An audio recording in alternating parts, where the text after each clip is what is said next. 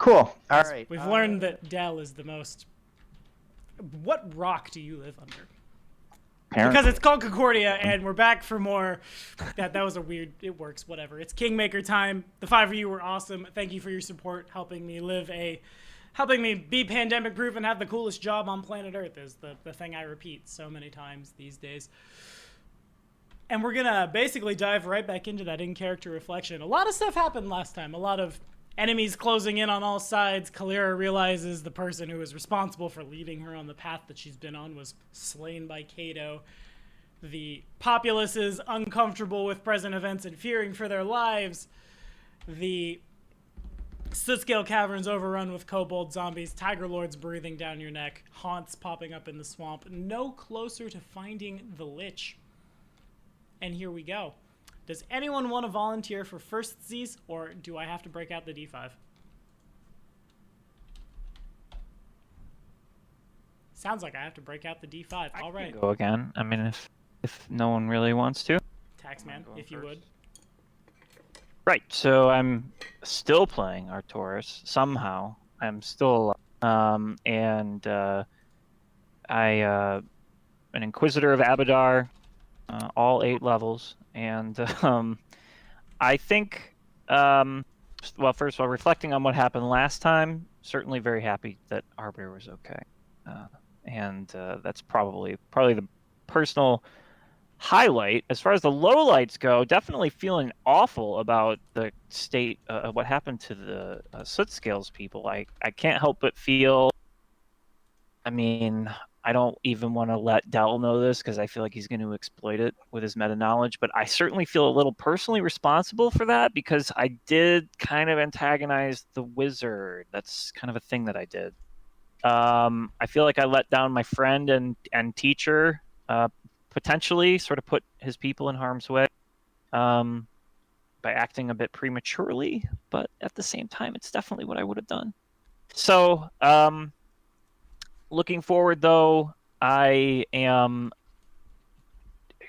is a character of rights and wrongs and blacks and whites, and he would be very frustrated by the sense that there is no right or wrong path from here on out at this particular juncture. I think true to Arcturus, he's probably going to try and find a right path, regardless of the fact that he has sensed there is not one, because it's just not something he would accept. So that's kind of where his headspace is at right now. Alrighty, fair enough. And I will, I guess, in general, because it is no longer as super secretive-y, that's the spell. The only spell I was able to have this dude fire off, other than the Righteous Might at the beginning, was Word of Chaos, which has a lot of very big spoopy effects for folks, and has a rider of, if you're a non-chaotic outsider, you are automatically banished to your home plane. Mm-hmm. Which caught poor little Arbiter. Yeah, and got Senia all confused, stunned, and bad, and other things as well. But hero point is yours for good. Anybody want to volunteer for nexties? All right, I'm rolling dice. Here, bam. Oh, Kalira. I'm leading. All right.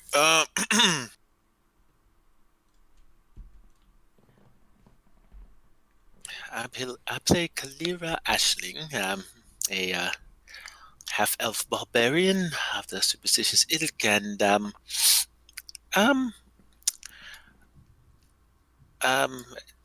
it seems that whenever we have a direct plan, something clear that we can actually do it always seems something undead or magical happens. It's very annoying. It's very hard to get things done around here. But that aside, there is also the fact that the old priest died by the hand of somehow Arcturus, which it's not something she can readily believe. But the proof is in the pudding, as they say. So she's it is the lot of any Gormite to fall in battle, and if he died well, then good. Maybe he is standing with Gorm's armies in Elysium as we speak. That certainly would be something he would have wanted. But how she feels about the fact that it was a tourist that did it. It's something that she's going to have to think about for a while. Okay, fair enough. Hero points all around. Anybody volunteer for nexties, or am I grabbing the D3? I'll go next. Alrighty. I'm playing Ionia Essel, a partially orc occultist. Hi, Ivan. My animal companion, Minoru. He's going to be doing the reflection for me today, it sounds like. So where Ionia's head is at right now is, while she's interested in this haunt, really that seems like low priority in comparison to the logical thing, which seems to be taking advantage of our enemies, the Tiger Lords, while they're still kind of in a weakened state, not fully moved in next door yet, kind of nipped that in the bud. But as Artoris pointed out in our last session, Ionia also has seen that with the situation with the soot scales, that this lich seems to be rather spiteful, and she is concerned about the well-being of her mom. So kind of where her heart's at is going after the lich. So she's a little torn right now. All right, fair enough. Thank you, and thank Minoru for the in-character reflections. I think we're actually getting a dog pretty soon. So, oh really? Soon we'll be making loud puppy noises as well. The running name right now is Lamosh2, so that's fun. Oh wow. I digress. Get all the D&D nerds together in one place. They know what's up. I'm actually starting my venture to becoming a professional dog trainer, so nice. If you have questions, let me know. Oh yeah, always. I know where the IRL druid is, and I very much appreciate it. But anyway, so falls to Senia or Kato as we all get ready for the cornucopia of classes. Senia will go next. All right, cool. I play Senya, a human Khalid barbarian of the Geminid Invoker kind, level 4, and level 4 Phalanx warrior. And I have a companion who is half horse, half mythical creature, I guess, who is my spirit guide. Senya's head currently,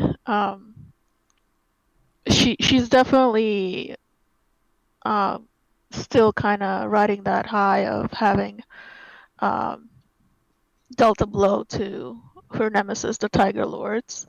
But at the same time, I think she's of the mind that while the Tiger Lords might be like an easy win, we know where they are. We did, I think, bloody their nose a little bit, so they're probably going to need some time to mobilize against us. The Lich is the more pressing concern. Even though we don't know where his lair is, we haven't actually been able to find it. But Senya is incensed by the fact that the Lich is taking his wrath out on the people that we have sworn to protect, and that irks her very much. So that's where she's at. All right, fair enough. Hero point is you. Oh, Kato, my lord. Okay, Kato, oh Kato, where art thou, Kato? Kato, the fully human swashbuckler, Also, Eldori Sword Lord, Monk, and Fighter of various degrees and levels. All right, so everyone seems to be in disagreement with Cato about everything these days. People are arguing with him about where to hold dinner party, and they're arguing about what the next plan of action should be. It seems like the group can't come to a single consensus on what needs to be done, but what he does know is that something needs to be done. We need to stop, at least if we linger and we let these enemies encroach all around us and stop none of them, then obviously we're no better off. If we can stop one of them, or at least delay one of them, that will give us some breathing room, perhaps, to deal with the other threat. We don't want to fight a war on two fronts here. So Cato's of two minds about it. Clearly, the Lich is the more dangerous of the opponents. However, it's also the opponent that we know the least about, both in how to fight it and defeat it, like where its phylactery is, and also like how we could even prepare, like what our next move should even be. We have no leads, nothing really to even go off of other than maybe soliciting the Hell Knights for their aid, which isn't a bad idea. I think that's probably our only lead at this point. I'm still of the hunch that maybe that haunt has something to do with the Lich's presence. Maybe his phylactery is somewhere nearby, and that's causing the spirits to become restless in the area. I don't know. It's just a guess, which is why I do kind of want to investigate. I think it's more important than the rest of the party is giving it credit for. With that said, the Tiger Lords are probably going to come at us in full force because we did some serious damage to them, and they're not going to take that line down. So they might have been a force that we would have to maybe deal with in a fortnight or a few fortnights, but now they're a threat that we're going to have to deal with in much sooner. So Cato doesn't know what to do, but maybe we have to address both issues at the same time. Just giving it some thought. Don't like the idea of splitting up again necessarily, but I mean, when we're fighting a war on two fronts, maybe it's a necessary evil. But I guess we'll see. Okie dokie, works for me. Hero points all around. Good luck, have fun, says Sven in the chat, and says Tommy in voice. The floor goes to y'all as we continue to what is best in life. Which path is best in life? And where you want to go, basically. Where do we want to go? See, driven before you, limitations. And hear the lamentations of their women. So I think we do need... I don't think we can afford to wait the fortnight for the Hell Knights to get back to us. I think we need their help sooner than later. If nothing else, I think this is something I was just thinking about. We know that the Lich has a propensity for spying on us. And we hold a lot of meetings where we discuss our tactics, which obviously would be better if the Lich doesn't know about that. The Hell Knights might be able to help us secure kind of an anti-scry aura around our meeting room.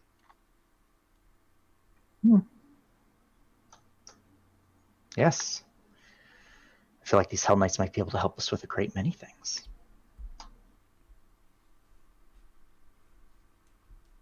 That's a very good point. Probably have the means of conversing amongst themselves without, being overheard or spied on by the very enemies that they seek to hunt. Makes sense to me. I know our Taurus is going what do we have to offer them? A few witches of our own. Maybe we can offer them Kalira. They seem to like her. Her hand in matrimony. In unholy matrimony. Marry Kalira to Hell As Knight. she said, I don't know that she could keep that up for as long as she would need to. Relax, I was joking. I wonder if they've ever had a cultist in their possession. Might be interesting to them. An occultist, rather. Now, let's not all go right. sacrificing the spy master with the bathwater. We're not marrying Kalira off. We're not sacrificing anybody. What can we truly offer them? An alliance? Help in maybe... I mean, we have a common enemy. I'm sure they're just as...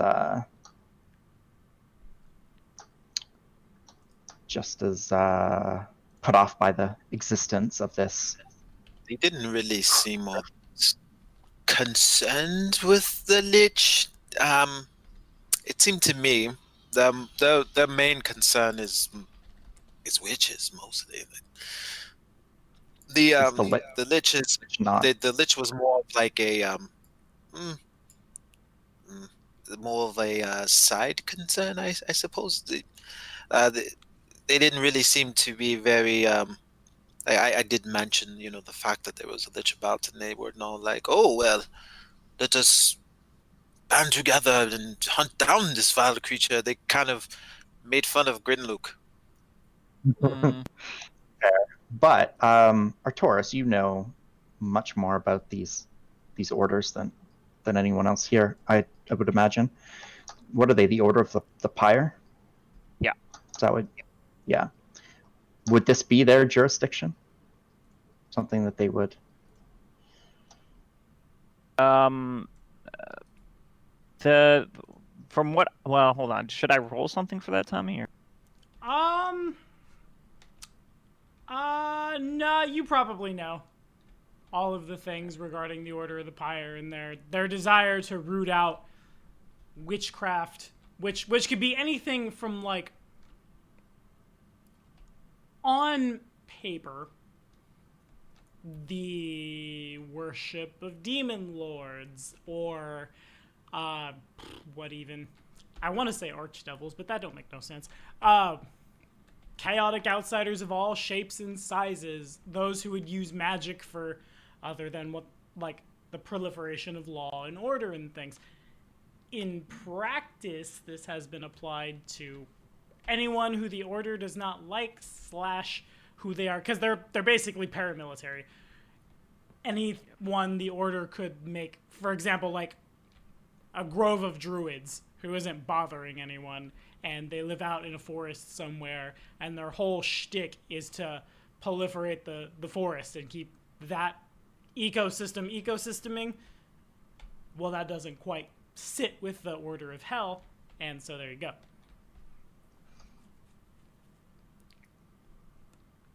Yeah. So I would certainly. I mean, I think the best sell might just be if we can convince them that our fledgling nation and its laws are on the side of Abadar and lawfulness, then certainly the Lich's actions, bombing that home, and just generally killing all of our people, would put them at odds with the Lich. The trick will be convincing them not so much that the Lich is something they maybe, I don't know, could be interested in, but that it's something that they should be interested in.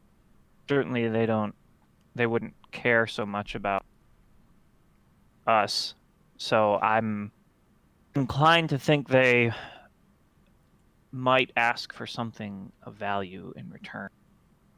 And I'm wondering how much we are willing to part with for their services. What do you think they would ask for? Well, I think wealth is always something. But the Order of the Pyre is notoriously not only fanatical, but at times capricious about how they define their zealotry, and they might have a particular interest in somebody here or some type of person here that we wouldn't think they would particularly care about, but they might.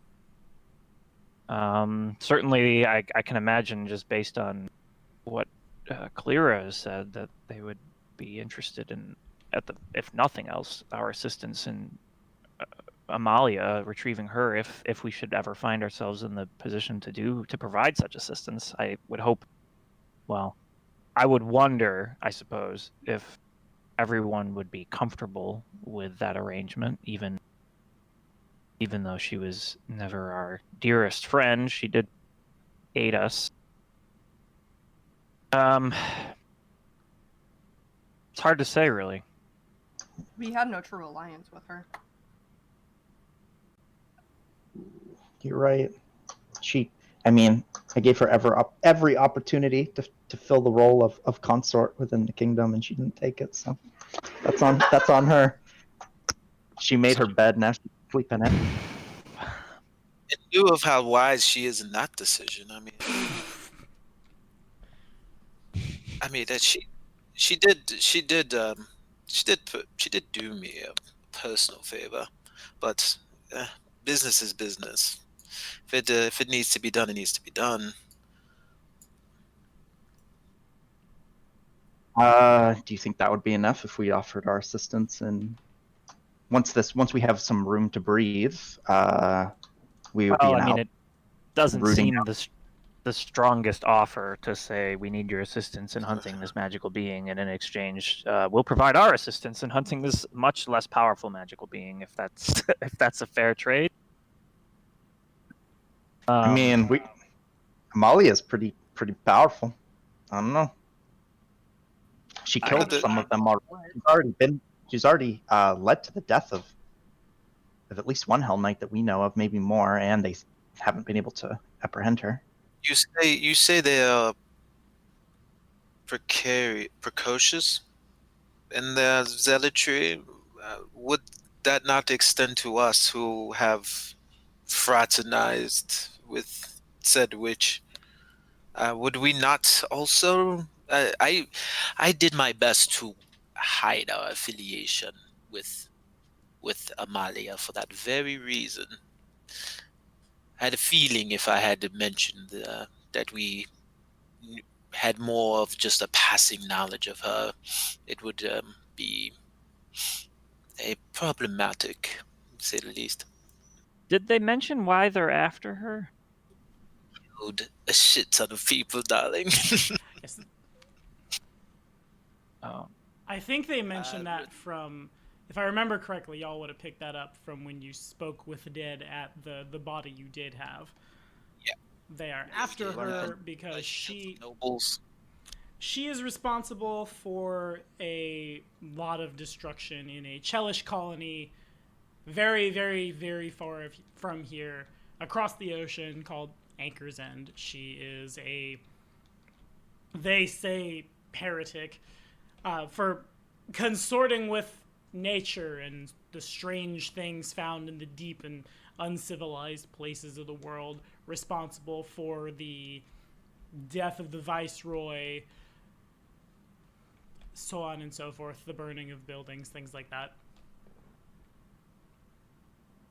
Well, we could certainly plead ignorance, but I imagine it might be best to never to lie, but at least to Void the truth.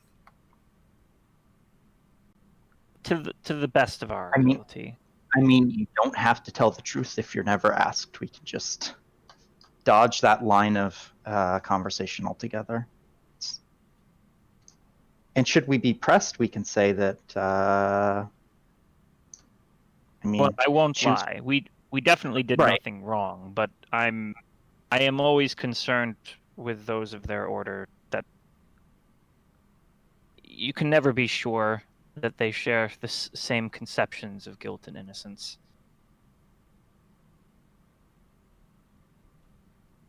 Regardless, they do seem to be our best hope at finding this individual, or at least our most likely.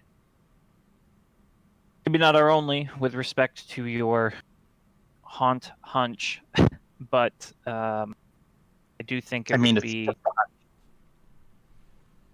No, I think the Hell Knights are our best bet, but barring any other leads, we have literally nothing else. That's why I thought the haunt might be at least worth, even if it's a like a 1 in a million shot. It might give us some form of intel that we can act on. But yes, no, we should definitely. Okay. So I think we should send a party to the Troll's Lair. And send a party to back out to the, which is literally doing the exact same fucking thing. Party out to the Hell Knights. I really don't mind going alone. If you think that a lot of force will be necessary at the lair. I don't think a force, but I would, if we're going to be making official introductions, I'd also like to be there to accompany you. You know them. But you'll need someone who can speak on behalf of. Like, you don't want to get deep into a conversation and then have to say, I need to run that by Cato. Right? Fair enough. Or, I mean, you could always go yourself, but that seems a little. Seems unwise right. to And send Arcane without any sort of protection. Right, which is why I think maybe the two of us. And Grinluke, maybe? Because he seemed to get along well with them. Probably best that we leave somebody to oversee the temple, as our nation is kind of going mad with holy water right now. Holy water addiction. Obviously, if we're sending any group over there, I should be in it. In which group? To speak with the Hell Knights, of course. Should we all just go to the Hell Knights then? Because now we're back at the original problem of we have too few bodies going to the troll. Well, so you made a great introduction with the Hell Knights, but I think you've done all you can do, Kalira, as far as that relationship. Unless you're on board with the marriage proposal idea. In which case, you should definitely come along. What are you, my father? You're trying to marry me off? How alliances are often forged. He's not wrong. Clearly, I have an in with these Hell Knights that none of you have.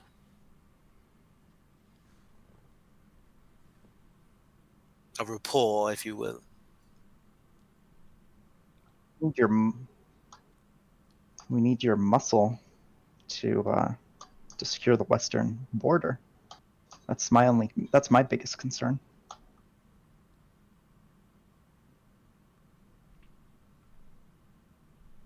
I feel like we're just all gonna march on the Hell Knight Fort at this point, and it's just gonna be like first we were all going to the Troll Lair. Now we're all going to because everyone wants to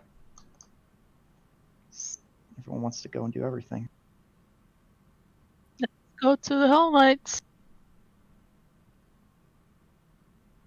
They did invite us. I would really caution bringing certain people to the Hell Knight Fortress.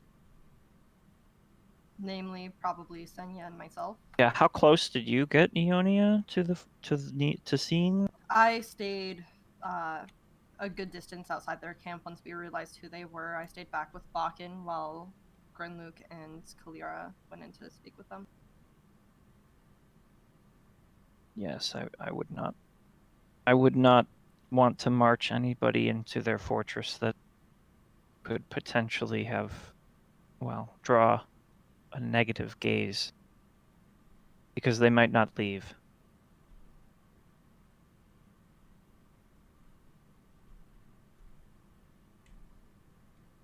Okay. Well, what about this? Maybe Kalira, Cato, Artoris can go meet with the Hell Knights, and Senya, myself, maybe some of the lesser council can come with us to investigate the haunt. It seems like she and I are better equipped for that than the rest of you anyway. I mean, would make most logical sense. We're not going to storm the Troll's Lair. We're just going to investigate the haunt. I mean, if you're just going as far as the haunt, cool. But yeah, I would highly advise against that party moving against the Tiger Lords. I think our full force would be necessary in moving against the Tiger Lords. We could bring Jubilost with us. He and Parlavash are able scouts as well as myself. Between the three of us, we can make sure that we're not being closed in on from any direction. If you do take him, watch him closely. He's got a death wish, that one. What, Jubilost? Do tell. For the third time that we've known him, he dove in the way of the priest that we fought, grew to an enormous size. And what does Jubilost do but run up to him again? Took a nasty blow. Tommy, what would it be? What kind of role would it be to know about gnomes? That'd be like nature? Local?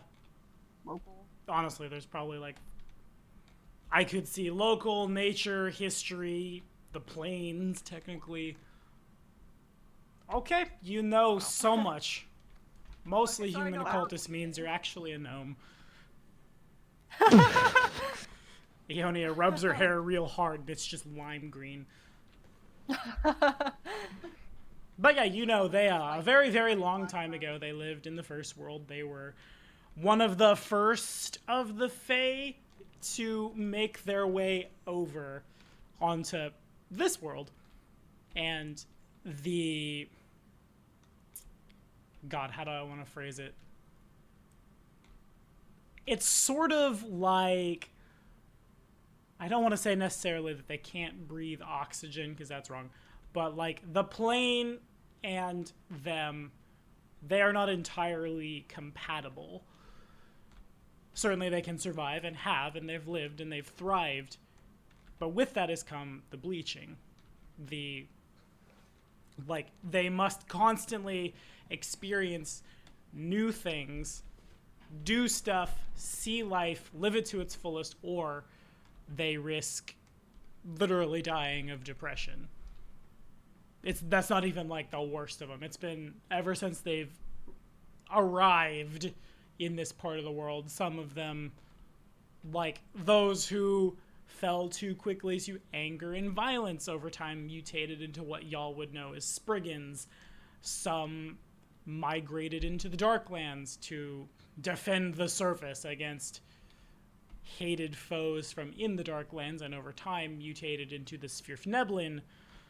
They are a very vibrant, and they are, I guess you might say they're more compatible with Galarian and like the material plane at large than other humanoids are, because this happens to them.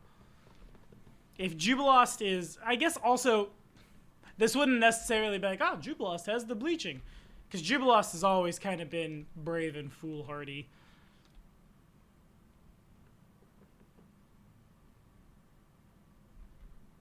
But other than that, if Ionia has any questions at all about gnomes, she would reasonably know all the things. Okay. And then maybe like a sense motive to piece together that between the bleaching and his behavior, that's probably what's going on. Or rather, due to his behavior, he's probably concerned about the bleaching in some way. Yeah, couple that with the fact that his hair is dyed black. Like, gnomes, typically speaking, the color of their hair can range violently and vibrantly. We're talking brilliant lime greens, pinks, blues, red, like crimson red, and everything in between, but not anything so... Not like what humanoids, like humans and elves and things, can grow out, and certainly not that dark of black. If he's dyeing his hair, there could be a lot of reasons for that, and the bleaching could be one of them, because it will start there, and then over time, he literally will just grayscale out. Right. Do you want a roll to piece that together? Sure, sense motive it. You got it. Okay. I'll just look back at Artoris and say, well, I think it's actually quite the opposite. I think what you've witnessed is Jubilost not having a death wish, in fact. He took a rather large hit for not having a death wish. Certainly the furthest thing from safety that I could see.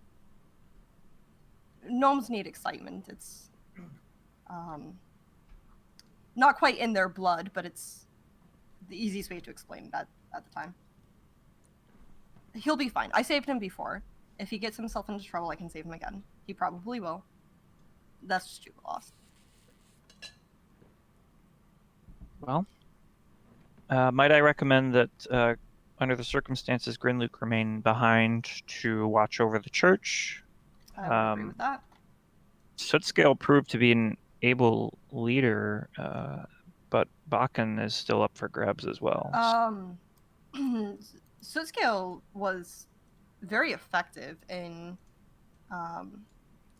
leading the charge against his former clan at the Sootscale Caverns. He might be best exactly where he is, helping to defend our people there. Bakken was very helpful against the Rock. I certainly wouldn't mind having him come along. He's very intelligent as well.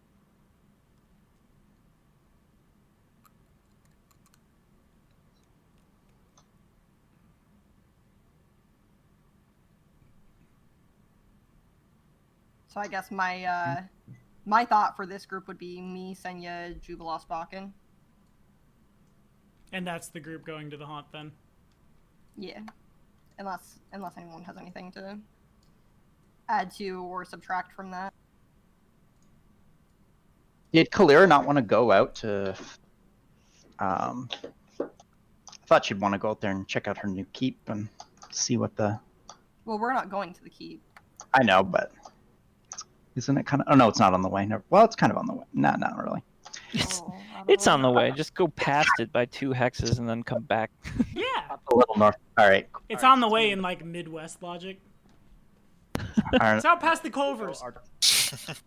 Kato, Kalira, Artoris will take the carriage to the to the Helm Knights. Alrighty. All right. And before I go, I will I'll stop Senya actually, and just say simply, keep her safe. I will never let anything bad happen to. I give kind of a respectful nod, and then I'll make my way. The hunt eats everyone. Nom nom nom nom nom nom nom. The party. All right, splendiferous. The gang splits up once again, and now this is now an episode of It's Always Sunny in Philadelphia. And let's see here. Probably the most exciting one that happens is the Squadron of 5. Yeah. As y'all make your way that direction, you again, there is enough of a rise where all of you can see down into where this, like, greenish, yellowish mist is just rising from that clearing where you fought Zarum so long ago.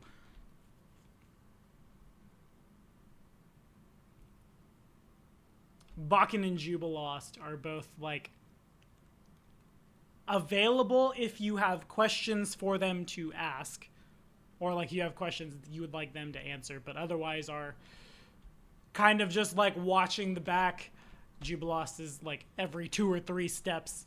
He's been, I guess I won't say juggling a bomb, but he's had something in his hands ready to throw, and it's like 1, 2, 3, 4, look up, scan, 1, 2, and it's the same with, like, Jubilost is throwing detect magics up, around, Pearl of Ash is circling somewhere overhead, leaving you two to be in charge of operations now that y'all can see it.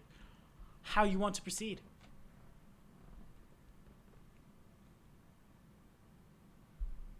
I guess on the way there, Senya would like to explain to everyone who's come along, like, what she's going to attempt to do.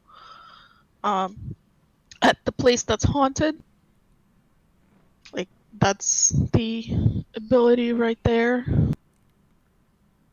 to try and dispel the haunt, and if nothing else, allow it to. She'll attempt to absorb it fully, so that nobody else is hurt. Is You can that start safe? with the normal. You can start with the normal safe touch. That's try to ask it a question, and if it's you can up the ante if you want, and allow the haunt to completely possess you. But that's comes with risk, so weigh that risk. So, we can, attempt to ask it a question. It would need to be a very a very good question to ask, because as you guys know, ghosts are capricious creatures, and they can choose to answer however they like.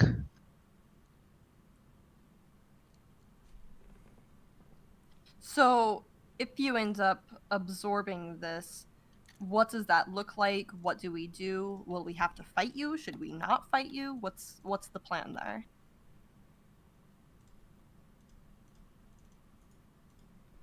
If it's a Tommy, I might need your help with the mechanics there. If it's a hostile creature, it may very well choose to fight you, but I will try and attempt to dispel its possession as quickly as I can. Indeed. Looks like once every 10 rounds she would try to expel it, but till then she'd essentially be perma-dominated and swinging at you. Your best bets at that point are probably to try to knock her out or restrain her. That said, if the haunt is malevolent is not a word, what even am I? Bad, if it's a spoopy ghost, she'll probably be trying to kill you. Or at least her body will, I should say. So, in the event that Senya absorbs the haunt, basically what we want to do is restrain, incapacitate, make unconscious, but try to minimize any actual damage. It might be safer if I was unarmed for everyone else involved around me. This is true. Okay. So, also, the upside to the possession, it's a willful possession. The upside of this possession is if it doesn't, obviously, if it's not hostile and it just wants your help, it might just use her to speak and to tell you what happened and what needs to be done, and then it could willfully just leave, right? It's only worst case scenario that she whips her rancier out and starts trying to hack you all apart, but this is true. The haunt may choose to just manifest its will through Senya, and then, say for example, the haunt wanted you to, for some reason, Candlemere Tower needed to be destroyed.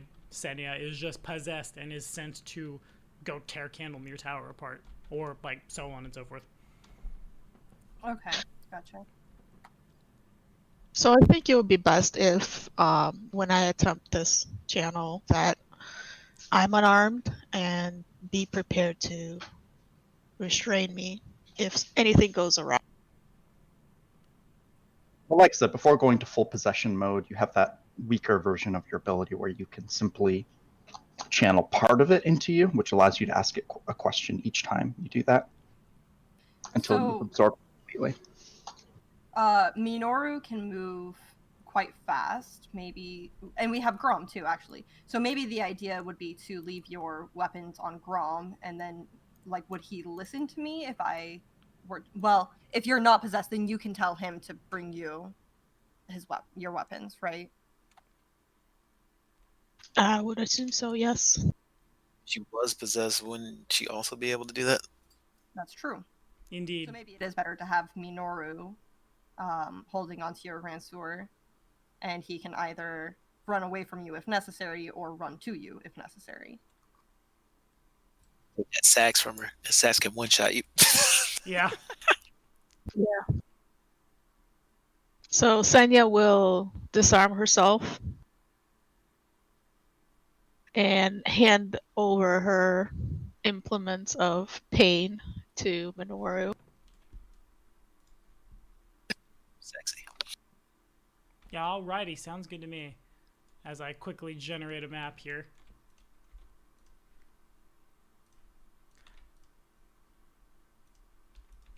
Okie dokie. So we got Minoru, Ionia, Senya, disarmed.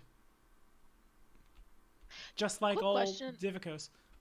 Yes? Mechanically, if Senya were to use,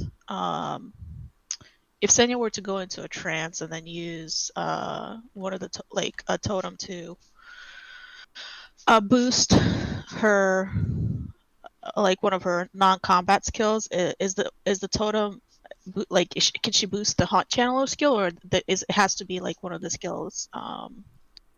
No, Haunt Channeler is a supernatural ability. By skills, it means like climb, acrobatics, ride. Gotcha. Alrighty, let's get you moved to the. Anything that increases your will save. Yeah. Because that's what. It's a real good time to be superstitious. Okay, sounds good to me. So the 5 of you, good. I was just gonna say, prior to channeling the haunt, I'll equip us with any of the buffs that I can do that last more than a handful of rounds. Just have those up and ready just in case. So I'll make a list of those while we're doing the next thing. Alrighty. As you guys approach, man, I gotta scroll down so far to find troll tokens. Y'all have come quite a ways. And like every adventure path Paizo has put out vomits trolls at you at some point. It's rude. It's real rude. I actually don't think I've GM'd one. Oh, Iron Fang, or not Iron Fang. Wrath of the Righteous hasn't had trolls yet. Every other one has been trolls are a major adversary. They really like them. As y'all approach the clearing which may or may not be a different battle map this time. Oopsie poopsie. The mist, I guess let me get a quick knowledge religion, if I could, from anybody who's got it.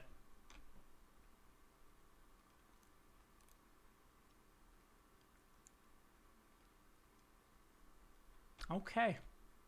Now that you're a little closer, you can see, and I'll move you to a map in a second, in the middle of the, like dead center of the clearing, kind of about where Zarum dropped all those heads so long ago. There are an amalgamation of troll bodies stacked like kindling almost, except the bodies are very elongated and emaciated, and the mist seems to like hover up above them as if to like come out of their nose and mouth and ears and like eye holes and things, just floating. And Ionia, Godsenia is close enough. We'll probably get another question off that too. You are able to identify what that is. There's definitely a haunt going on. What the haunt does, who knows? But seemingly at the nexus of it, the events here over time have spawned what's known as trench mist.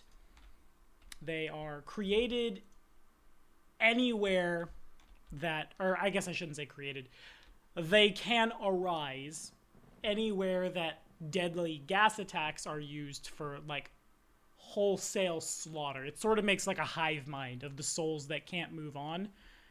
Anytime it's known to, like, if you get acid fogged to death, or if troops were to run into like a black dragon's lair, or if a green dragon were to nuke a bunch of trolls, it seems very par for the course that a trench mist would spawn here. They will like linger in that spot and then absorb the departing souls of the slain. And this thing can move and reasonably could go wander to another battlefield and eat the souls of people. In the process of doing so, the souls that it consumes, the bodies become its like physical servants under its control, a la zombies. Like, these things are so dangerous on battlefields where trench mists are spawned. Opposing commanders of like factions that have warred for centuries will immediately cease fire because these things can just spiral. Mechanically, let's see here. I'll give you guys 4 questions.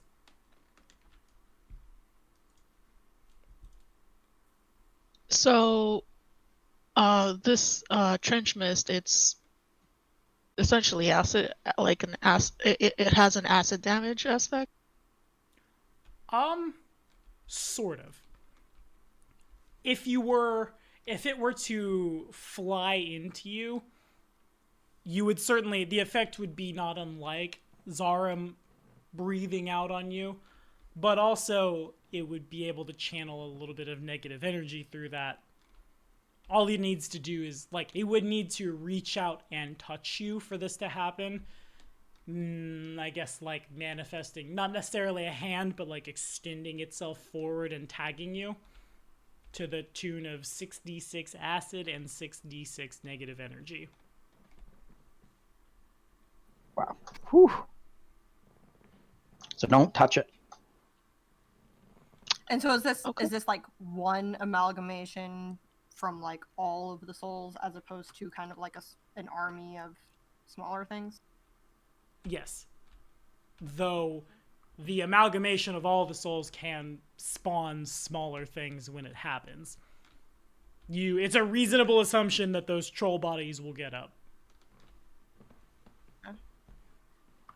So we're looking at a like small war here. A bunch of little things in one big thing, plus a haunt, which is, it's hard to say what exactly it will do. Okay.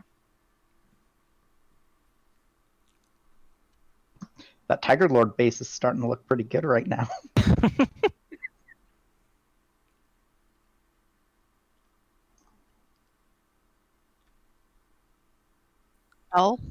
Well, 2 more questions for mechanics about this thing from y'all, and then you can decide how you would like to proceed.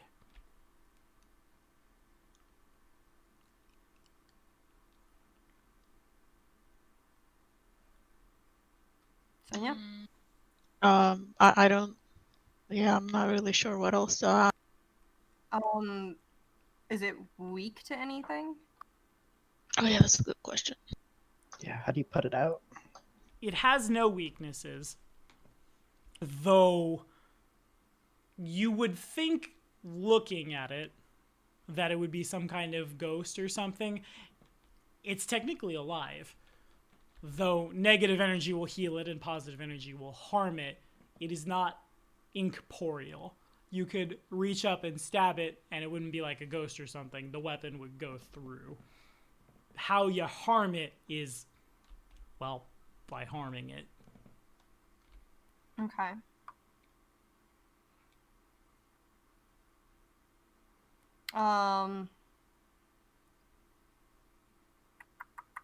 Give me a second to think about this.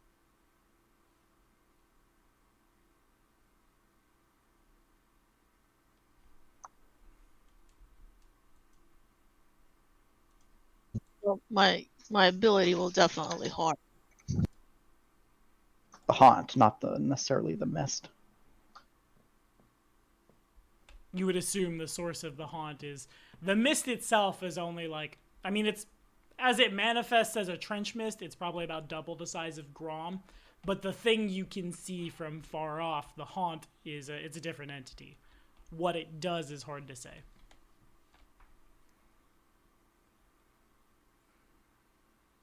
Okay, so some ideas I have, and I'll run this by out of character Terra. We can ask about its resistances, its armor class, its hit points, CR rating. I think that was a bit redundant. CR is rating, right? If any of that seems particularly useful to you.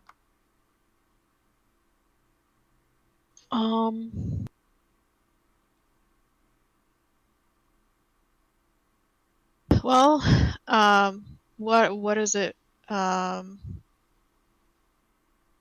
Does it have any resistances? Everybody okay with that one? Yeah. Okay, so as far as resistances go, Negative energy won't harm it, but that doesn't seem to be anything that matters to this party. It's got damage reduction broken by magic. And is, as you would expect, acid doesn't harm it much. But also, like, sound-based or electricity-based things don't really jive. Like, they don't interact with it that much at all. You'd hurt them, but not as much as you might hope.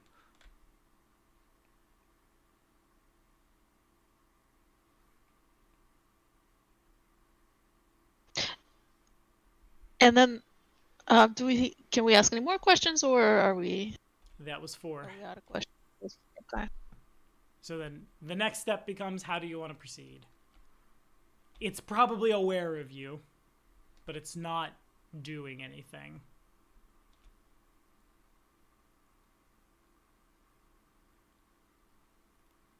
Well, if nothing else, I don't think this place will give us any clues about the Lich's whereabouts. This was where we fought Zarum, and I think it's safe to assume that the haunt manifested because of what happened here. Sense motive to insight. Unrelated. Can we both do this? Yeah.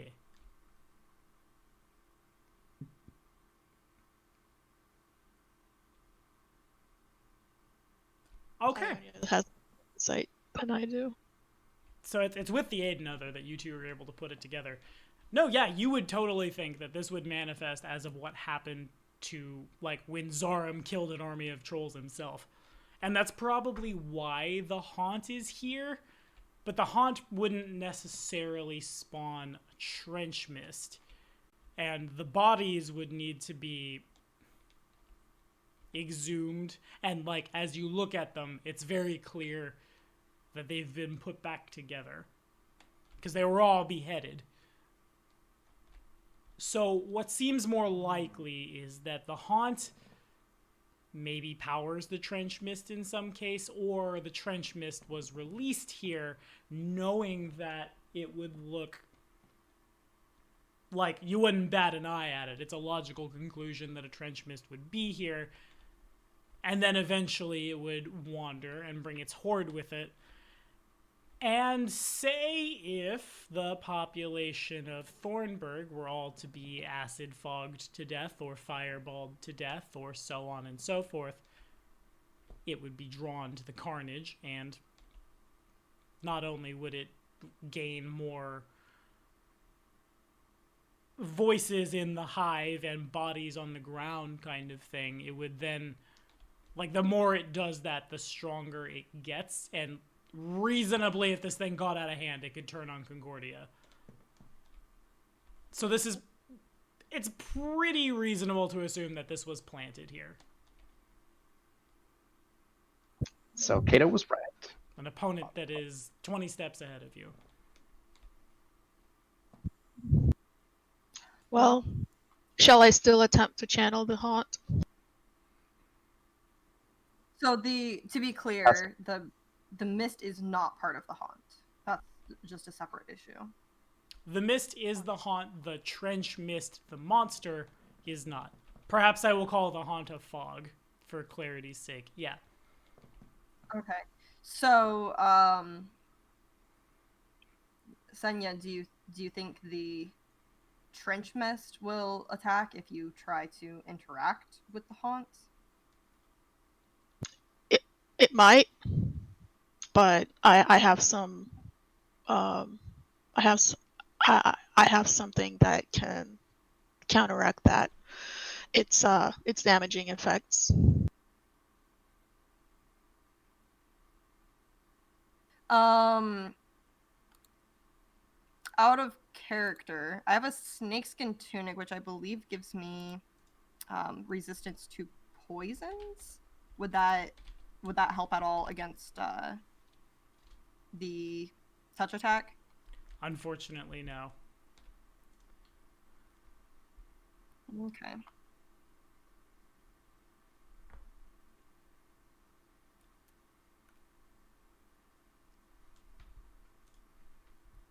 Your call.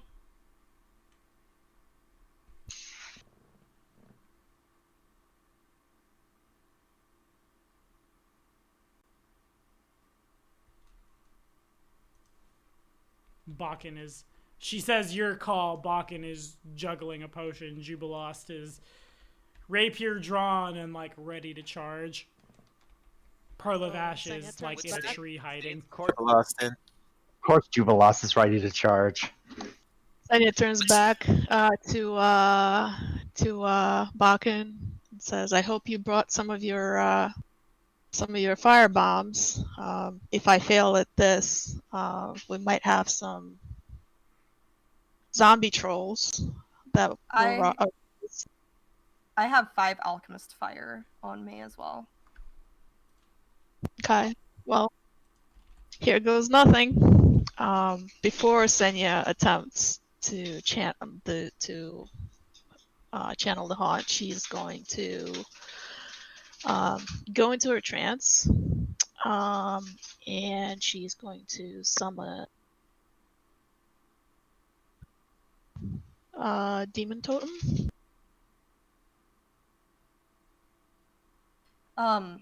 Real quick before you do this, how long do you think the interaction will be? Interaction as in conversation, because we get to like ask the haunt a question, right? Yes. She can reach out if you guys can get to it, and she can reach out and touch it. Right. I should also say that the trench mist does not allow a save when it attacks you. So lesser daemon totem would not be helpful against the trench mist. Might be helpful against the haunt. It's hard to say. Doesn't allow a save? Shit. Damn. Yeah. This is something he said. It wipes out armies. Armies go, yeah, we're getting the hell out of here when they see it. Oh, you guys are gonna do great. I have faith in you. Just go around it. I'm sure it's easy.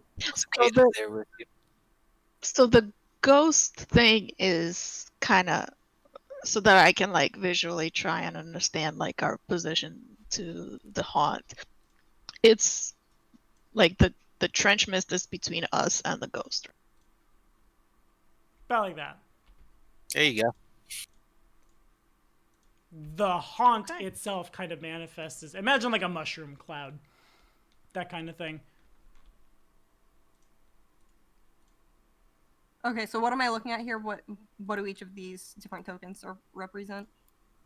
Troll zombies, trench mist. The haunt is just generally above you. Okay, so I can do an invisibility sphere around us while we're trying to communicate with the haunt, and maybe that will do something. Like make it harder for them to hit us or something. I don't know. Just throwing out ideas here.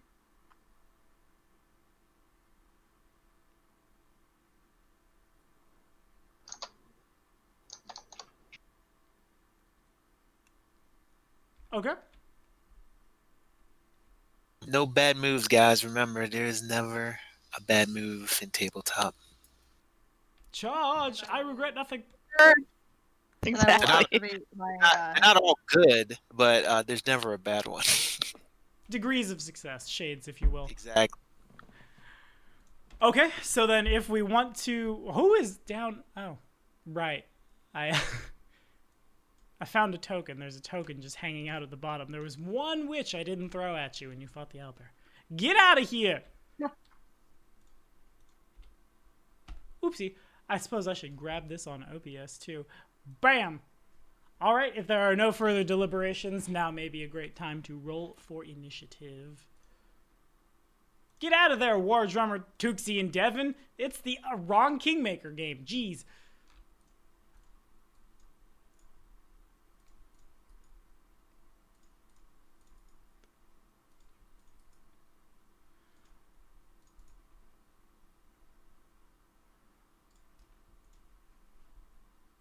Bum bum bum ba na na na na na na bum bum.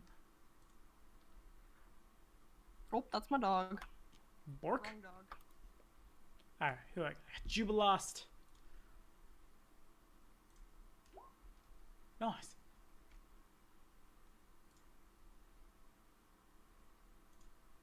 So let's real quick gather up, because I had the invisibility sphere around us. Okay.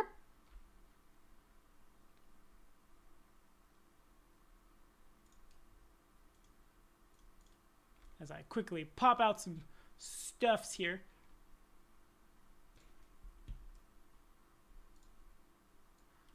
The trolls will all go on one count for time's sake.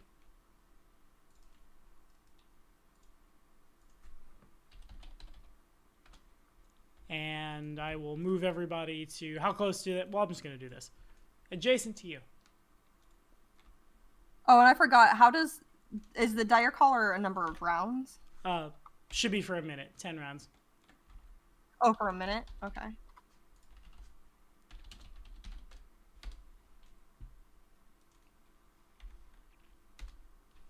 And then the trench mist.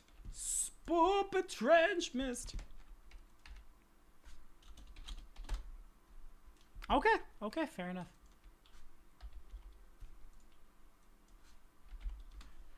And then one more thing I gotta put in.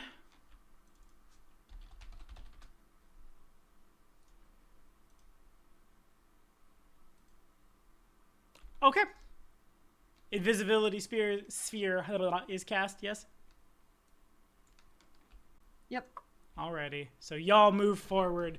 As you step up, the trench mist, like, it begins to swirl, and the bodies of 4 trolls rise in unlife. They turn your direction. They check the... As long as they're... Yep, okay, cool. So then I just gotta do this. They begin... Like, they seem to know where Grom is. They've all turned, and despite the fact that Grom is invisible, they're looking directly at him as all 5 hostile things begin drifting and shambling your directions. Bakken looks over at Ionia. Well, that lasted about 3 seconds. What do you want me to do? We trying to bomb this thing, or are we out of here?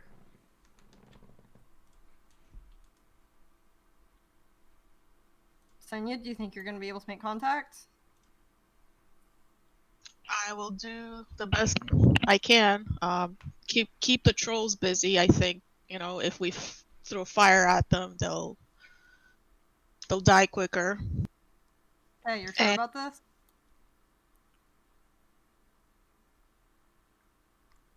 Yeah. All right, fair enough. That's all I need to hear. And Bakken goes moving in to about there, breaking the invisibility, Aldori's sword in one hand, bomb in the other, and he kind of just, like, as he's running, he takes a knee and lunges, and he's gonna do his best to yote a bomb at the big thing in his second range increment. And it sticks, I think. I need to double check that. My luck, this thing's touch is going to be out there. No, you got him. Got him real good. The bomb... So it looks like... I guess the best way to say it. Yeah. It's like throwing a rock into really thin fog. You would expect the fog to disperse when that happens, but instead it's more like as if the rock contacted a trampoline and, like, leans back. The bomb shatters, there's an explosion, the mist kind of shakes, all of the trolls seem to as well. And Jubilos turns the same, I guess, doesn't turn so much as leans forward. Well, if this proves to be my death, please, dear Ionia, say something nice about me at my funeral, would you? I didn't think I'd die to... You hear stories about these foul abominations. Certainly it's better than dying to some giant behemoth of a man. Just make the story good. Do not let Artoris show up and say that, no, it was how this happened and this is the truth. Do not do that. I am a hero. Artoris isn't here, you're a hero, and you're not gonna die. Beautiful. And in he goes. He moves forward, rapier drawn, and just, well, you heard her. I'm a hero, and I'm not going to die. You're going to die. Ah, yes. as he kicks on a bardic performance, and the trench mist moves. Let me move it to the back. Let me double check my fly. Whoops. Let me double check my fly speed. It is fast.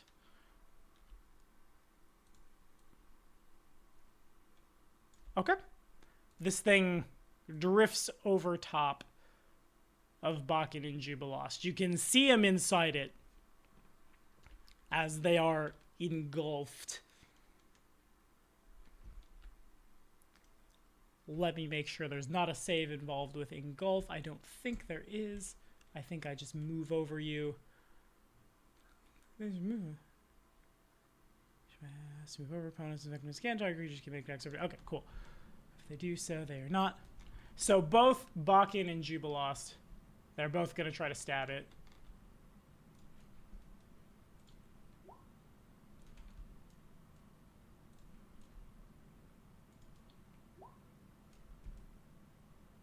Ugh. And both of them connect. Like, one much more fluid slice, the other one just kind of leaning in. It doesn't seem difficult for them to do this.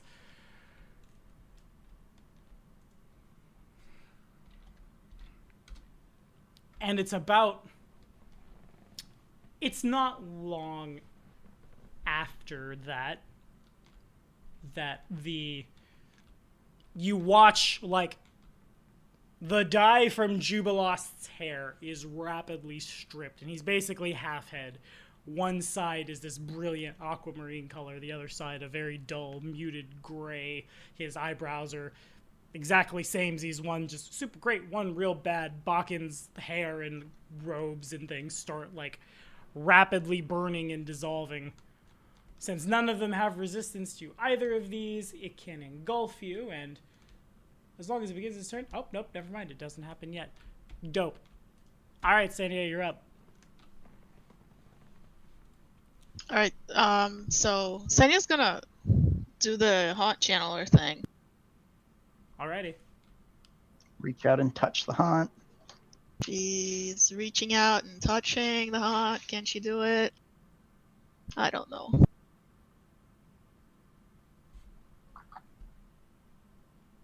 Okay, go ahead and roll your d6s.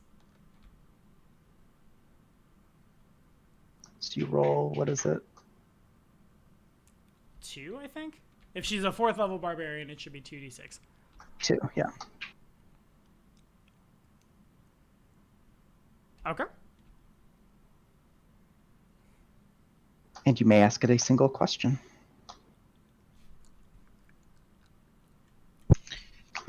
I'm sure you have your question prepared. Yeah, I actually do. Who invited you here? You ask that to the haunt. As this happens, the above you, that, like, yellowish, greenish umbrella of energy that has overtaken this clearing begins to run, like, random rainbow colors almost as Senia reaches out and does what she can.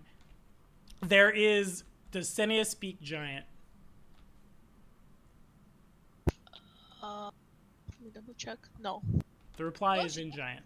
She does. Okay, good. That's important. So the haunt ripples. The sound that everyone, including Senia, hears is very... as if you just punched 100 trolls in the kidney at once. This kind of, like, groaning, grunting sound. Then in your mind's ear, the voice is very even-keeled, and there are several going at once in this weird cacophony. This is our home. That's all they say.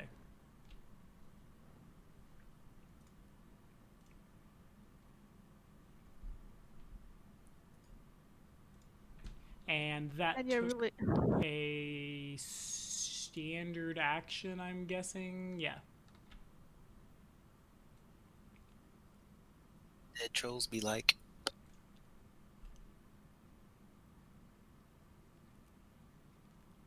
That was a standard action? Yeah. So you've got to move in a swift, and Grom has Grom's whole turn.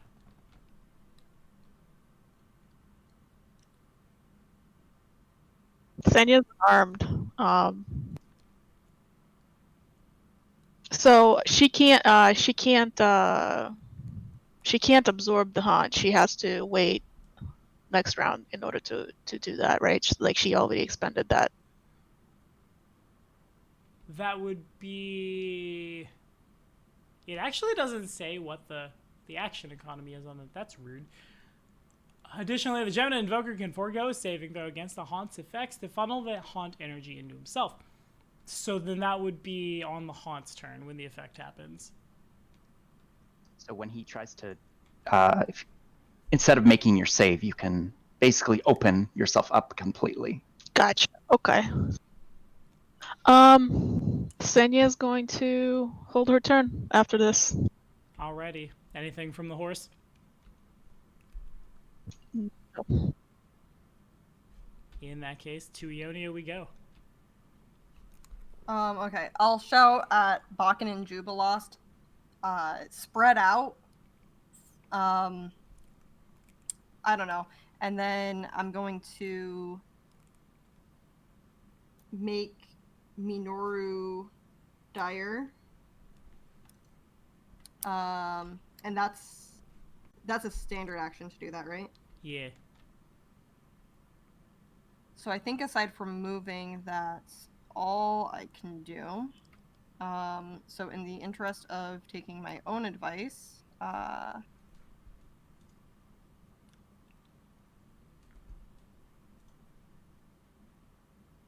fast can he go? He can go...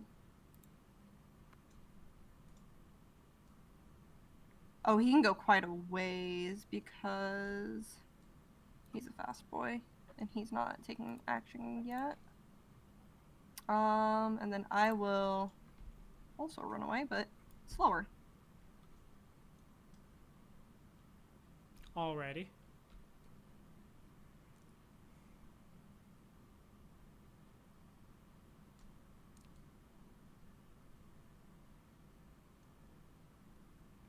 As that's happening, two of the undead trolls go within 10 feet of Minoru, and they're going to reach out and try to do an ouchie. Oh, it's those ones that do the... Fuck, I thought it was the other thing. Oh, they don't have the touch attack. They're just normal attacking. Yeah, these are just troll zombies. The first one tries to swing in, and the arm kind of like pops out of the socket. You see a little bit of mist that looks like the trench mist kind of rise up and then go back and knit the wound back together. Does a 17 hit? That does not. And Dire adds to his, or no, it subtracts 1, right? Right. From his armor class. Mm-hmm. Okay, that still does not hit. Alrighty. And it passes to the Haunt. The Haunt will go ahead and fire off its effect. Does Senia want to not resist? Yes, she's... No, what? Yeah, it was a weird double negative. I'm going to do the Hold thing. on. Do you want the Haunt to possess you or not?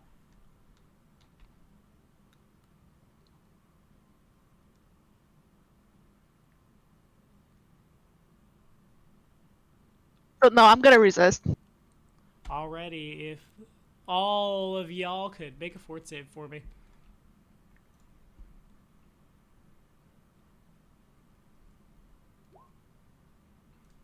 Right now I have +2 on my saving throws from my implements.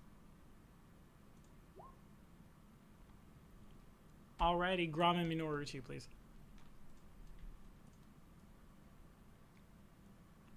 And what did I get? I got an 11. So 13. Oof.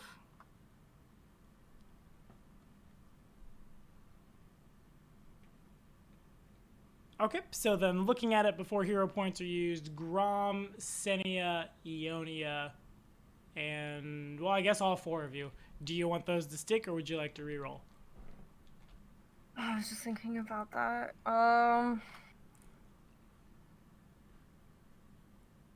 I think I'm gonna reroll. There we go. So 25. Yeah, I'm gonna reroll too. Alrighty. Still the same. Indeed. So what happens is,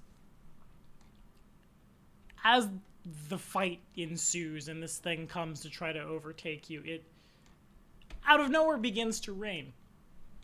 This little mushroom cloud over your head has, like, it starts generating its own personal little rainstorm, and as the water bloop bloop bloop bloop bloops down, when it contacts your skin, the sensation is, at first it's like cold water hits you, and then it seems to fall out the other side of you, and you look and it appears as if you could see through your arm, as if acid had just been dumped on you. Then you blink again and it's gone.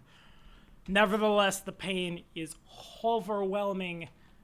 Grom and Senia both fail and take 5 points of negative energy damage, and Minoru and everybody else passes, and so takes only 2.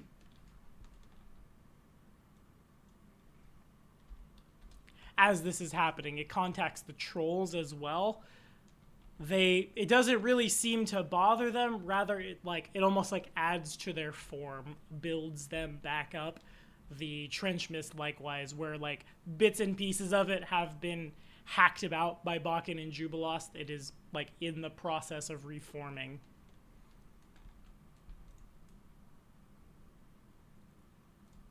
And it goes to the boys.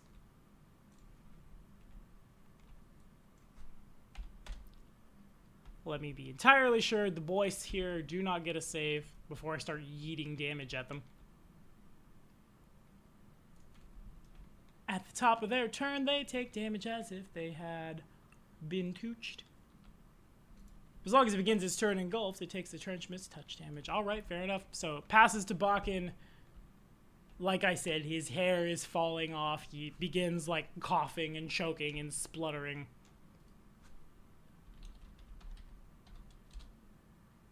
And blood begins coming out of everywhere.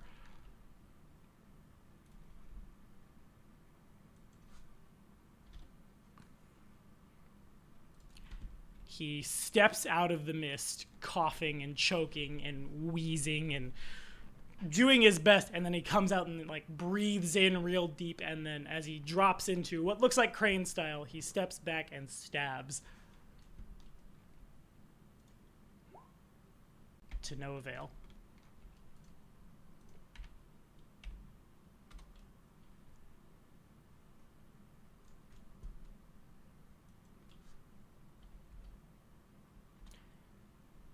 Jubilost, however, does entirely, like, he's able to fall out of the mist, but fall out he does, collapsing on the ground.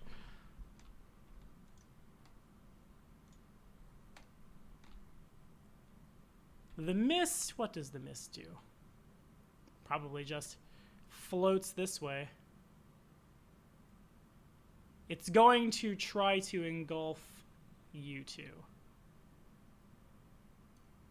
As that happens, one of two things can go down for Grom and Senia. Either it provokes an attack of opportunity and you don't get a chance to dodge it, or you can try to reflex out of the way as the mist just inexorably moves forward and begins to like wrap around Grom's hooves and Senia's head. We're gonna try and get out of the way.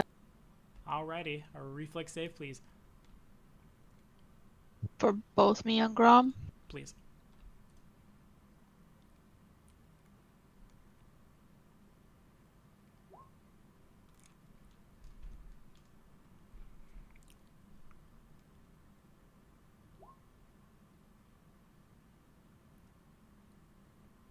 Okay. So try as you might, you try to like jump out of the way, move. You lean one way, Grom goes the other. Grom's probably mostly just panicking and stamping. As the mist moves over you, it rapidly becomes really hard to breathe. You can see everybody around you coughing, spluttering, carrying on. And then, like, the sound cuts off, as if you'd been put in your own baby environment, your own little baby biome. And as it passes to you, you are, unlike some things that engulf folks, you're not pinned, you're able to move, you have your full action economy, but right now neither you or Grom can breathe. You also both take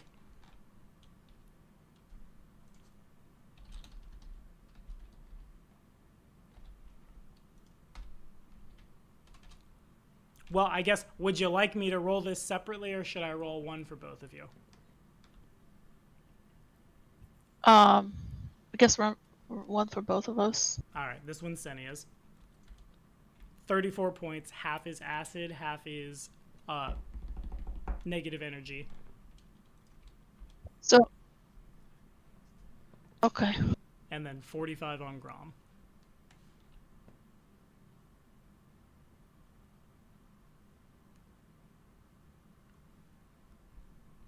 Hold on just a second. Okay.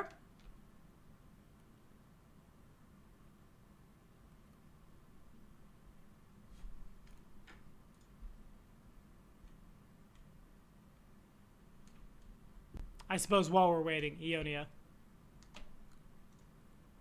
I'm sorry, what was that? Since Senia said, hold on just a sec, so I passed to you, not knowing. So, never mind, there she is. 34 is damage I take, and 45 is damage Grom takes, correct? Yeah. Okay. I needed my calculator. Welcome to Pathfinder.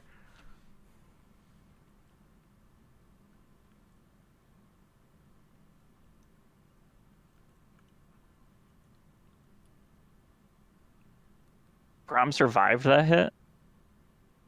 Now that Grom is a full hit dice animal companion and not just like a 2-hit dice horse. He survived with 12 hit points left. Yeah, 12 hit points.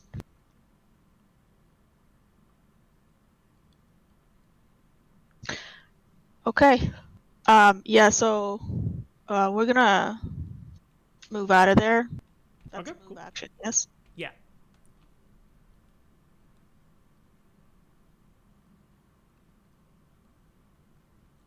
Okay.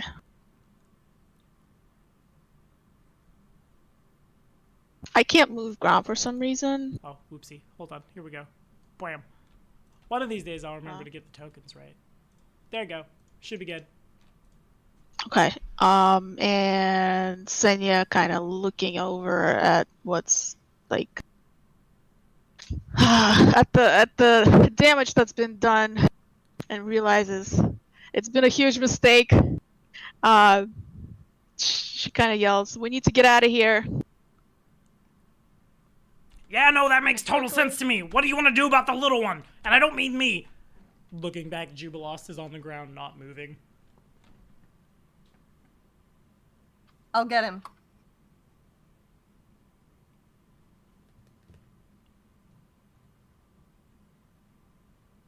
Alright, so then what does Senia do?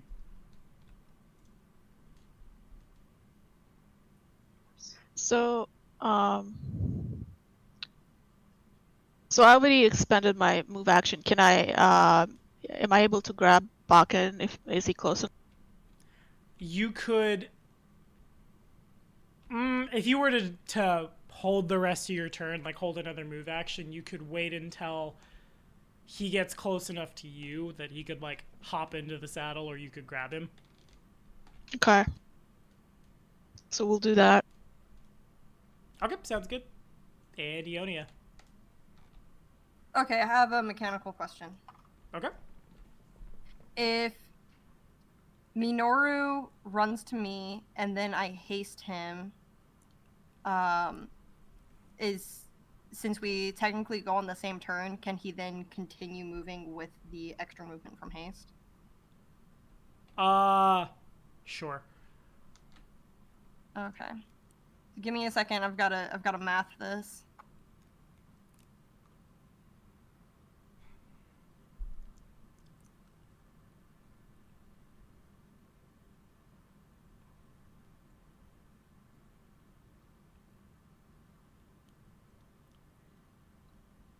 Okay. I think... Fuck, I want him to disengage, but I don't think we can do what I need him to do if he disengages. Just take the attack. Just take the attacks of opportunity. He won't. I'm sure. I'm sure he'll be fine. It would be at least 2 attacks of opportunity. Okay. Minoru is going to run.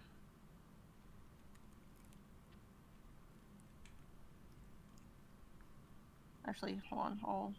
Let me see where I can get first. Okay. I'm gonna run here. He's going to run here, which was 30 feet of movement. Then I'll give him quickness. Do either of those resolve? I assume a 17 misses pretty wide. 17 and 14 both miss. Whew.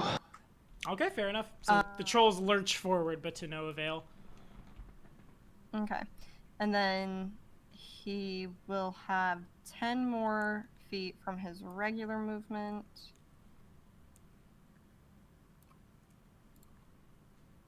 Which I believe puts him there.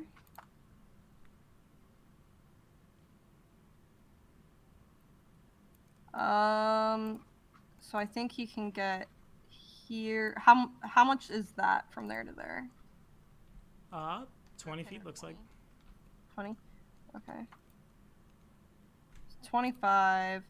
And then will grabbing Jubilost be an action? It would, and since he's double moved, he wouldn't have the action economy. But he's there. That is not a double move. That is the... Oh, that's with haste. Right. Speed? Yeah, that would be your standard action then. Actually, what is his base speed? It's something ridiculous. 55. So he actually has a little bit of movement still after that, because it was 30, and then another 30. He has a total of 80. So he has 85. He has 55 plus 30. Sorry.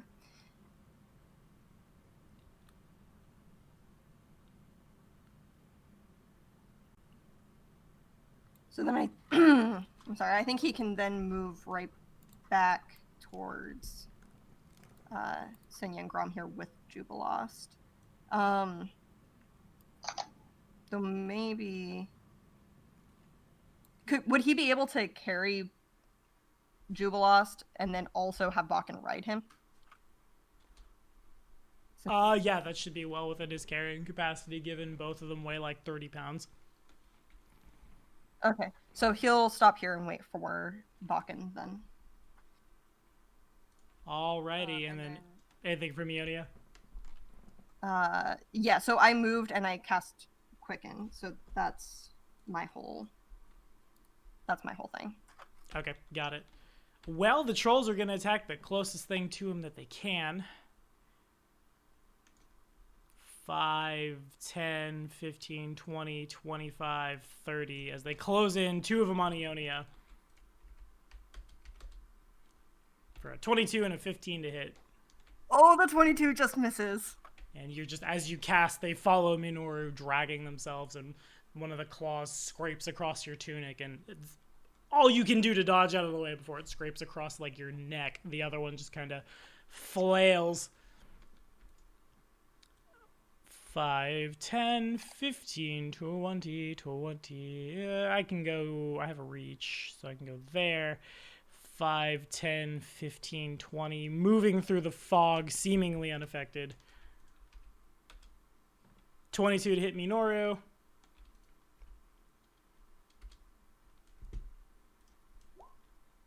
Bakken is able to very easily and handily parry. You need a 24 to hit Minoru. Then I just barely miss. Alrighty, sounds good.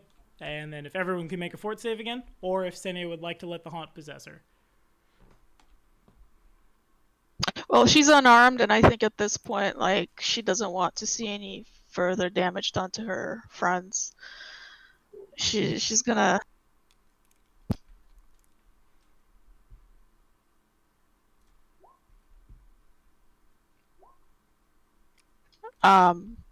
Okay, shit. She's gonna resist. All right, roll for it.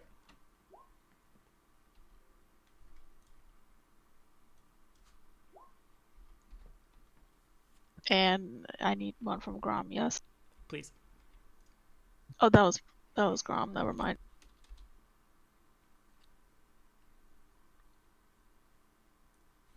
Whew. Nice. Okay, so Senia, you're able to shake it off pretty easy as you're like waiting on Bakken to get on the horse, get through the chopper. We're just gonna make a lot of Arnold jokes this session. It hurts, but you're able to grit your teeth and bear it. Ionia, with the buff passes. Jubilost unfortunately fails. Minoru fails. Bakken passes by about a mile. Grom fails. So Grom and Minoru and Jubilost take this time 6 points of acid damage. Everybody else takes 3. Oh, it ramps up. I mean, I'm rolling 2d6 behind the screen. Okay. I'm like, ooh, it's up +1 every round. I'm like extrapolating in my mind the rules.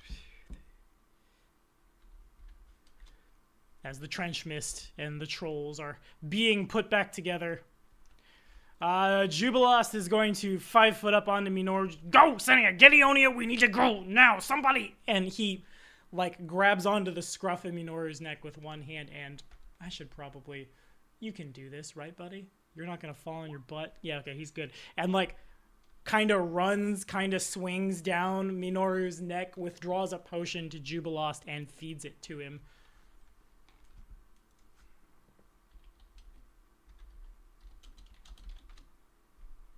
And Jubilost kind of like gasps as the potion goes down. His eyes pop open. Just, I didn't think I'd die to the dog. What the devil? Shut up, Jubilost. We need to go now. Don't open your mouth. Don't breathe. Just sit there. And for once in your life, shut your mouth.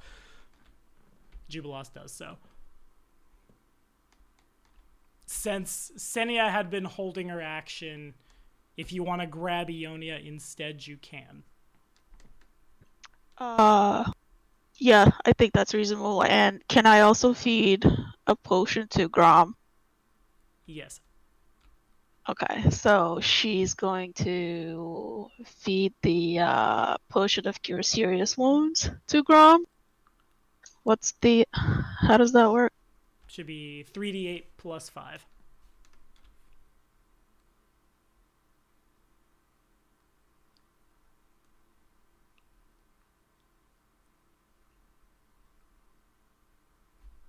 While that's happening, basically the only thing left to resolve is... So that's, he gets back 19 points of HP. You got it. Okay.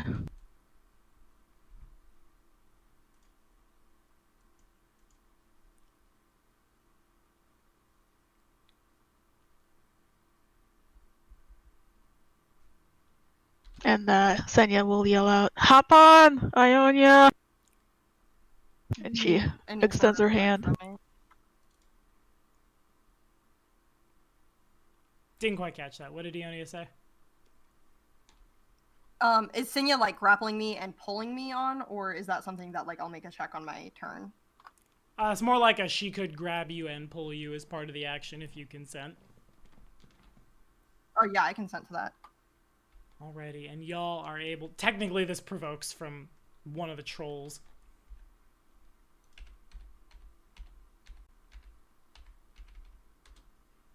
Would a 22 hit Grom? Misses. Targeting Grom, as Grom moves through. Oh, gotcha. Hold on. Grom is 25.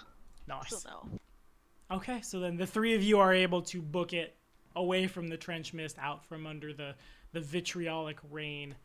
It passes to the trench mist. So basically the last roll that matters from the players before we... Wow, I wonder what everyone else is doing. If Minoru could make a reflex save. Let's get at this. Oh boy. Do it. Roll good.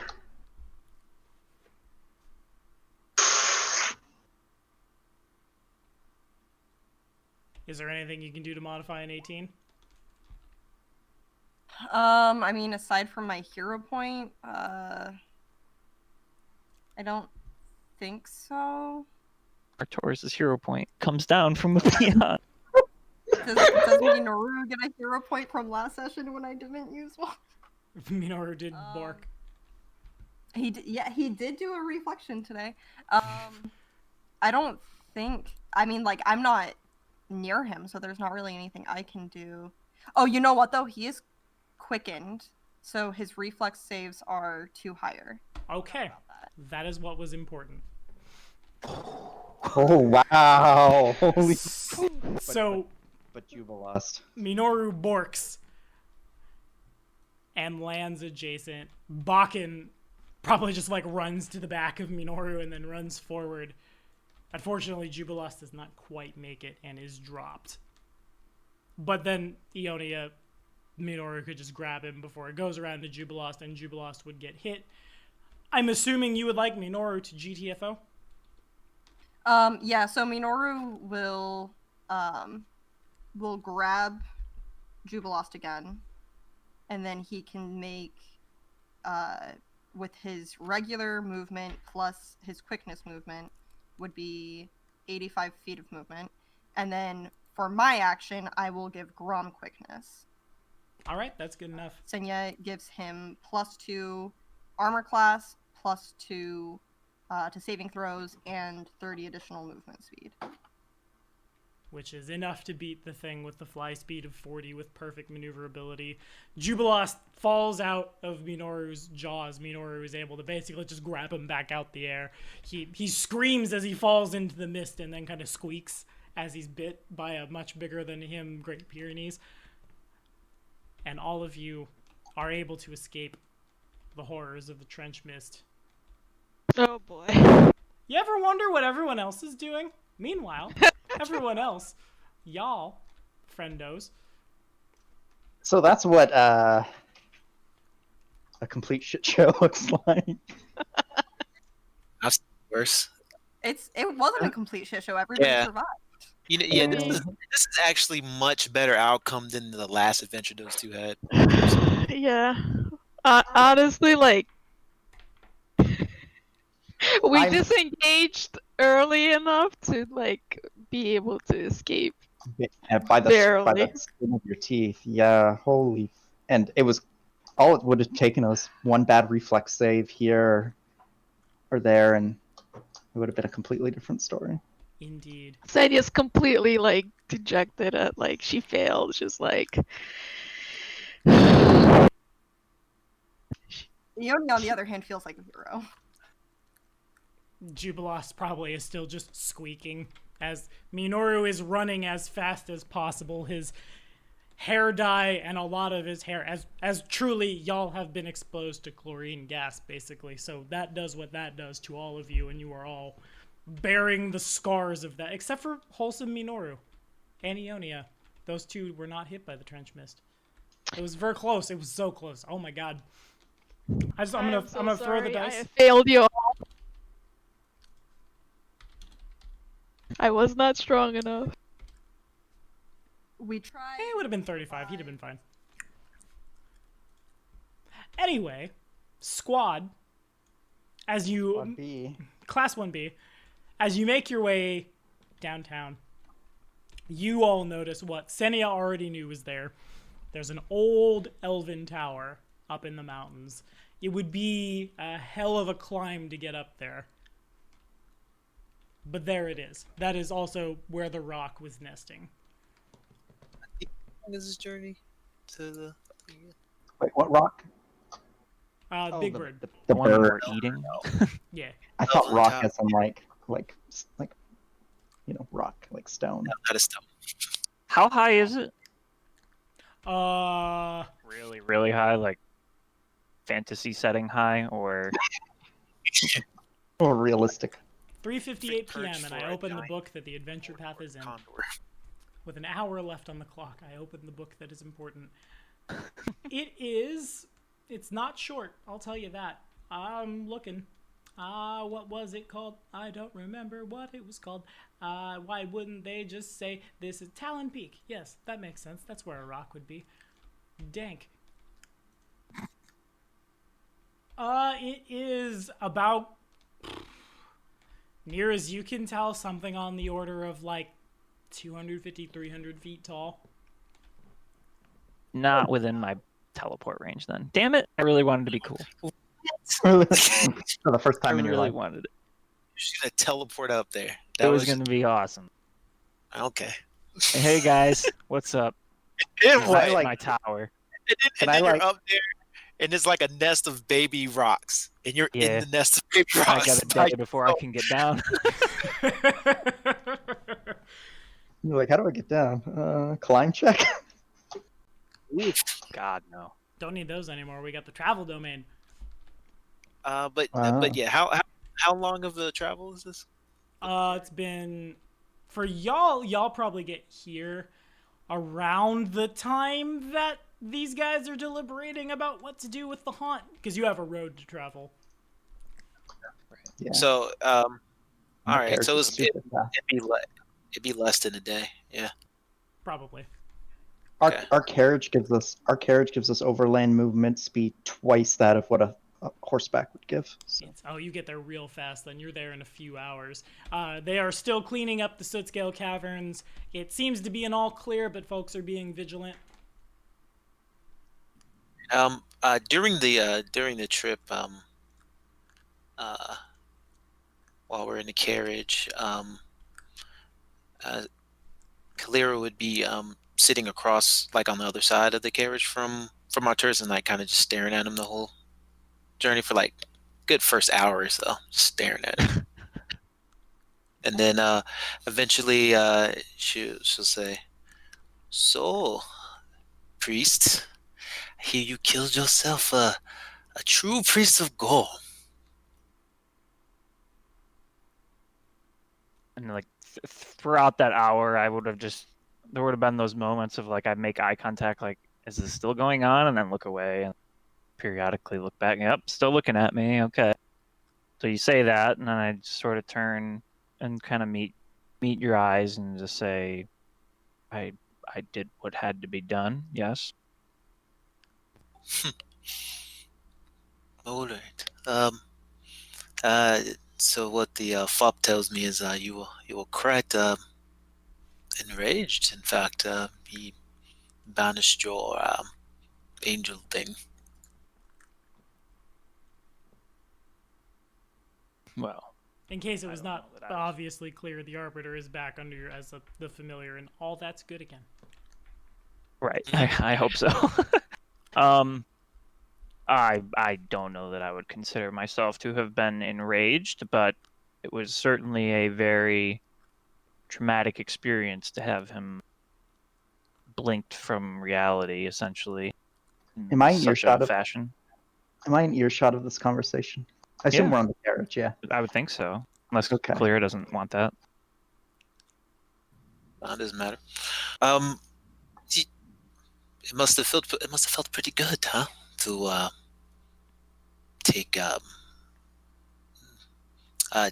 the source of chaos, as you are off to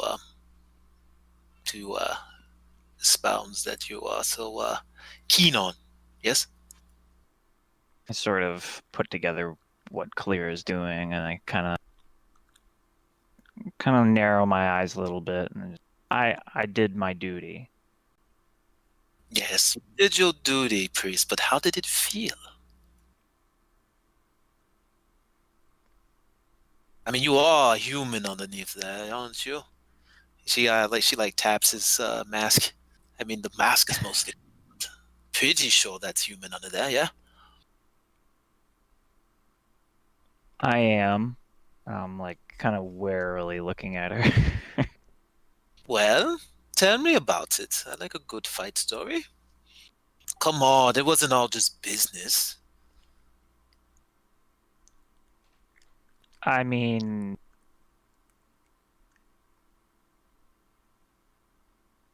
I will admit, when he grew to an enormous size, I don't know how much of the fight you've been told about, but and I also must say, I know you've told me in the past that Gorham is more of an observer, but he certainly seemed to come to the aid of this one. He had some pretty powerful moments calling out for Gorham's aid that were met with seemingly results, including the thing that was responsible, and I kind of motioned toward Arbiter, banishing my friend here. So there was a certain degree of satisfaction, I will admit, to severing that connection of chaos to the land around us. But nothing more than that. Satisfaction. I bet. And you've been holding out on us all this time, it would seem.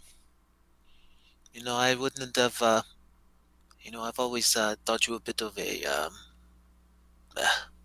useless, if I'm being honest. But know that you were able to defeat a true warrior. Well, you have my respect, if nothing else. I'm a little surprised by that, to hear those words. Probably would be visible on my face. Yes, I mean, I'll admit, when I first came here, I was not prepared for what was required to tame lands like these. I had a very different idea of the skill sets needed. And then I kind of tapped my crossbow. I think I understand, and Abadar willing, I will hopefully continue to be just as effective at our future enemies. Yes, maybe you could put some of that newfound, what did you call it? Oh, yeah, satisfaction to use. I look forward to it.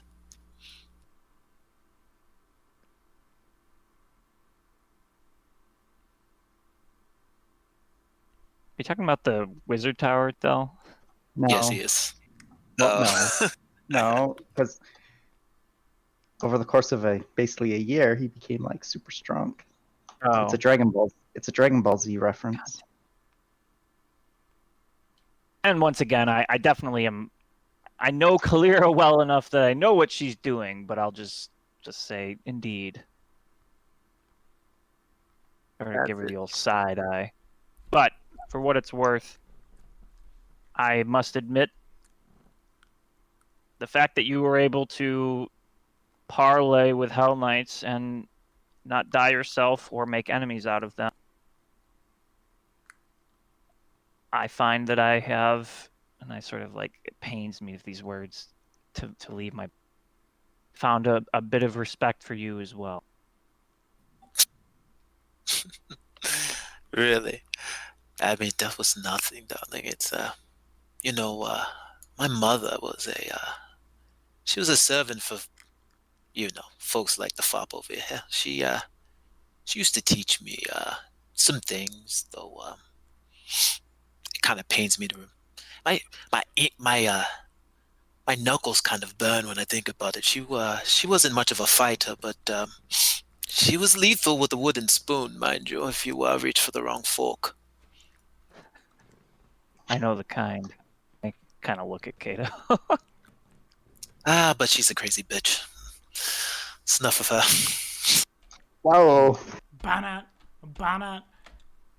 Everyone remembers that song from the mid-2000s, I hope. I'm not old, you're old. Anyway, does anyone want to try to spelunk the tower? That would be the opposite of spelunking. You're climbing. While you two are... So Kato's going to look over at the group, and it's like, oh, you guys are so cute. But while you two are stroking each other's egos over there, Mm-hmm. This tower. I've been thinking, and maybe we should take a little. We've been on the road for a bit. I could use a little stretching of the legs. You're not going to climb that mountain, Fob. It's not going to happen. Are there no discernible, like, can we examine like the cliffside to see if there's like any pathways or any We did that the last time we were here. There wasn't like a path up there. Yeah, no. Yeah. It's hard to tell how that tower even got there in the first place. You would be like big mountain goat energy to try to get up there, basically. I might be able to climb up there, but without the proper equipment, I don't think I could get the rest. You have a climber's kit, don't you? Yes. And I'm sure I could parkour up the wall. Parkour! We're literally talking about, hey, we're going by this mountain. What say we scale it? No, why don't we just stick to the mission? But well, Kato played Skyrim once. I played Skyrim once. I know if you walk diagonally, yeah, just move these horses back and forth across the eye. You'll eventually make elevation. Miss that once and die instantly. Who knows? Maybe. All right. How close are we to the Hell Knight Fort from where we are now? Pretty close. A few hours. Yeah, it would be a few hours with the wagon. Okay. I see why you wanted this wagon so bad. Now I get it. So sick, right? That and it can fit a full-size chest on the roof. It can. You Little get Chester. Yeah, and Kalira for supplying you the horses. Go ahead. Well, I mean, yeah. Got their own pockets. That's fine. Your own pockets. Anyway, we should probably figure out what we're gonna say to the Helmlights when we get there. What's for dinner? I suggest we be reasonably honest. We be upfront about what we're after, and we expect that they're going to ask for something in return. Again, perhaps more than we're comfortable bargaining. Well, that's the great thing about a bargain. You never take the first offer. Perhaps we shouldn't frame this as us looking for their help. Perhaps the best strategy would be to act as if we are offering our own. Oh, I was sorry. Yes, way ahead of you on that one. We will not indebt ourselves to a foreign entity under any circumstances. But you're learning. We're here to help them. And it just so happens that I feel like our goals are aligned. So, what help are we providing them? We offer them the witch. Amalia? We don't know where she is. Well, we they don't know that. If we perhaps could, if we perhaps could present maybe a way of somehow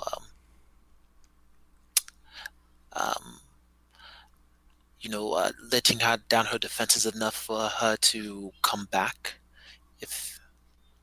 But that may involve them leaving. They probably wouldn't work. I think we're being wholly too specific here about what we're asking, what we can offer. I say we come and say,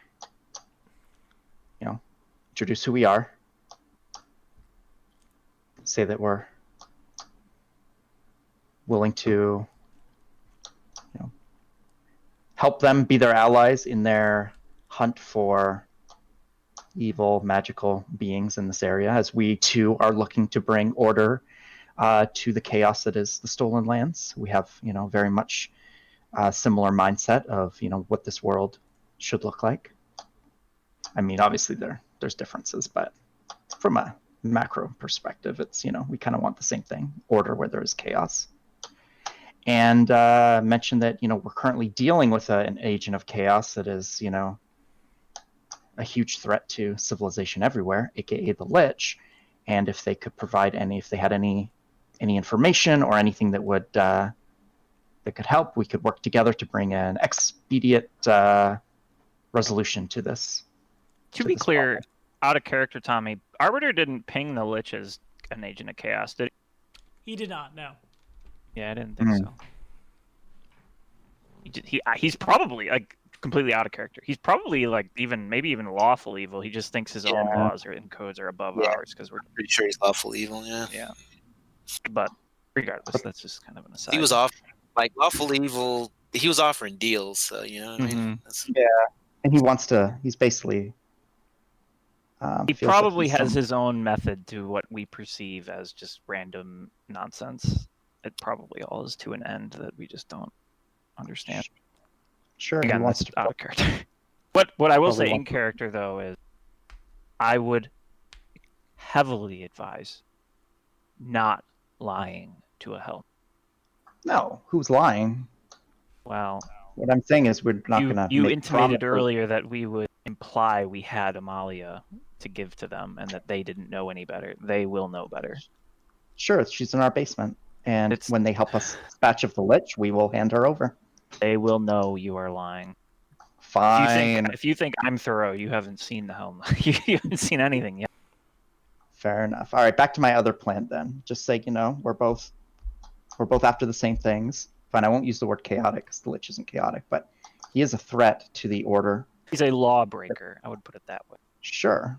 He's a murderer, a destroyer, and is a threat to civilization here and possibly beyond these borders. And it's in everyone's best interest. The dead body that we found is that something we should keep under our hats as well? A dead body? The hell Knight. I see no reason I see no reason to ever even bring it up. Hopefully they don't ask. If they ask, we'll say we tell the truth, or else they will annihilate us. Oh my god! I'm telling you, there are a number of tricks that are available to ascertain whether somebody is telling the truth, and they have access to all of them, just like I do. And we will be in the seat of their fortress. I would advise not lying. Which is why I wanted to bring them to us. Fair enough, but where we are, we need to prove we are trustworthy above all else. Let's hope the conversation doesn't go that way then. But if it does, what do we say? We used magic to temporarily reanimate one of their Hell Knights in order to get information from them about what they were doing here. And we use the magic of it freely, but if they have some clue that if they say this body was clearly tampered with, do you know anything about this? Why did maybe we don't bring up the magic? Maybe we say we took the body, investigated it to try to ascertain what happened to Amalia, and once we found out that we were no closer to finding out whether the witch was ourselves, we returned it, with understanding all of its possessions. Yep. Understanding that they would come back to claim it. There's no need to bring up the swamp witch. I would definitely advise not doing that. Don't worry, Hell Knight, sir. We didn't really defile the body too badly. We just had some Uruxi shaman cast voodoo necromancy on it and bring it back to life temporarily so we could interrogate it and then banish it back to oblivion when we were done. Is that going to be a problem? Is that going to be a problem? No, I hope not. That's cool, right? We're good. That's cool. Dang. She said something about talking to the spirits when she did. I don't know. It was real weird. Still have his bag around since y'all weird stuff. You're not going to be using that anymore. Y'all might want to just slide that over. Okay, so then y'all do not explore the old elven tower as you reach the foothills of the Tors Elevenes here. you notice that the path up has been paved. Like, the highway is almost as good as the first road. It's not made of the same material, and it's very, like, as if someone sat a protractor down. It's very even, but it looks a little more spellcraft checky. Oh, yeah. Oh, yeah. Bombing these today. You have been. Oh, okay. That's a little better. Probably they stone-shaped it. Very clear that if there's Hell Knights up here, they're settling in. They're building ways to quickly move troops down the mountainside as opposed to picking up, down, left, right. This does cause the travel to pick up by quite a bit, and the three of you, grabbed the too many things. As the three of you do make it up to where the fortress has now been completed. You are spotted very, like, the sight of the tower that sees you comes into view well before the site of the valley where, like, the citadel is built, as Kalira saw. A horn is sounded. By the time y'all turn the corner, it's much of the same. Several folks in, like, just pitch black, seems to almost absorb the light around them armor with Final Fantasy 12 horns that are almost certain to snap your neck if you have to bear that weight for any amount of time. Glaives lowered. There are several folks with ranged weapons of all shapes and sizes on the battlements, all pointed down at all of you. I'm going to bring the carriage to a stop. Seems good. And going to very slowly step out. And with these two in tow, we're going to slowly walk towards the gate, or where the folks are, and with our hands in plain sight. And is there anyone within earshot? Yeah, lots of folks. You guys are rapidly surrounded by Hell Knights with glaives pointed right at you. Hello, friends. What was the knight's name? The big Hell Knight? The one that you flirted with. Did not introduce himself, if I remember correctly. That's the one mistake you made. Got him. Didn't get a name. That said, y'all make like 3 steps forward before the ranks of Hell Knights kind of like ripple to make room for a Hell Knight with many more badges of merit moving forward, and he tags the amulet. And Kato and Artoris see for the first time the geometry of someone's full plate folding on itself over and over and over and over and over to resolve inside this amulet.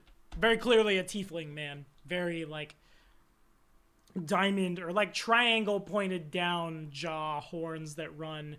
Strange how they even fit in the helmet, really, because the horns on the helmet go a totally different direction than his that run almost like a gazelle's up.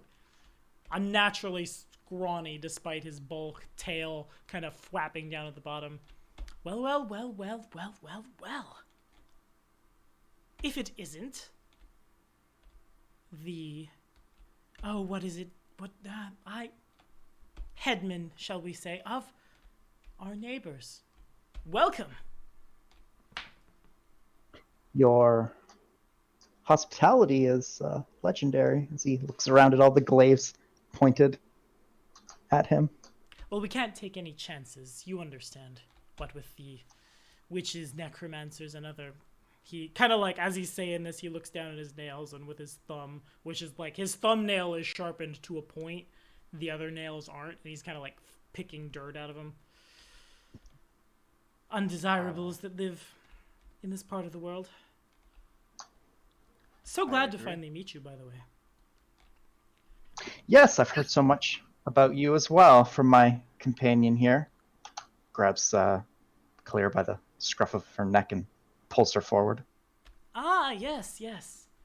Welcome back to Varnhold. Yes, I've figured I should return, if I was to return with gifts, so I brought you a king and a priest. No, indeed.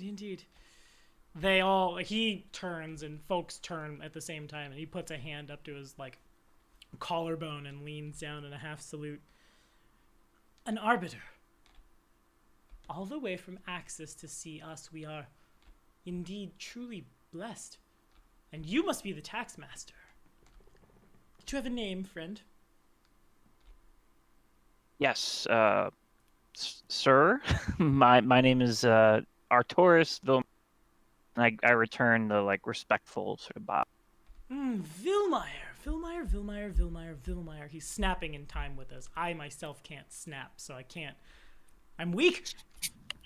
Where have I heard that name before? Somewhere. It escapes me. How unfortunate. And you, the one in charge, the one running the show down there. And was it Marshall? Yes, they're calling me Marshall these days. I see. Well, what brings you to my humble neck of the mountains? Cato kind of gives him the up and down look. Did he project his armor on, or did he put it away when he projected it off? He took it off. He took it off. Okay. He looks up and down. So he looks him up and down, and just fascination. And well, good sir, we have traveled far to parley with you today. Would it be too much trouble to invite us inside? We have been on the road for many hours, and my companions and I are weary. You did promise me a dinner. I did at that. That's fair. Of course, certainly. And he turns, just all of you stand down. This is a nobleman and his noble retinue. We don't need to slice them in twain. And they all, as one solid unit, the glaive goes from pointed at you to, butt on the ground, straight up in the air. I suppose it is about time to take the evening meal. That said, turns out you come to us on an auspicious day. Not only has the witch been found, we intend to make rubble of where she was hiding. I've dispatched forces there. It should be not much longer now. Destroy the ruin in which she was hiding. I was planning on watching it from, and he points up to where there's a staircase that has been stone-shaped out of the mountain. Quite an observation post, really. You can see across all of these lands, here almost to Numeria. If you'd like to join us.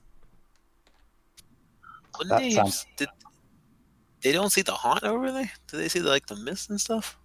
Presumably. Isn't that right over there? Huh. So was he pointing at the...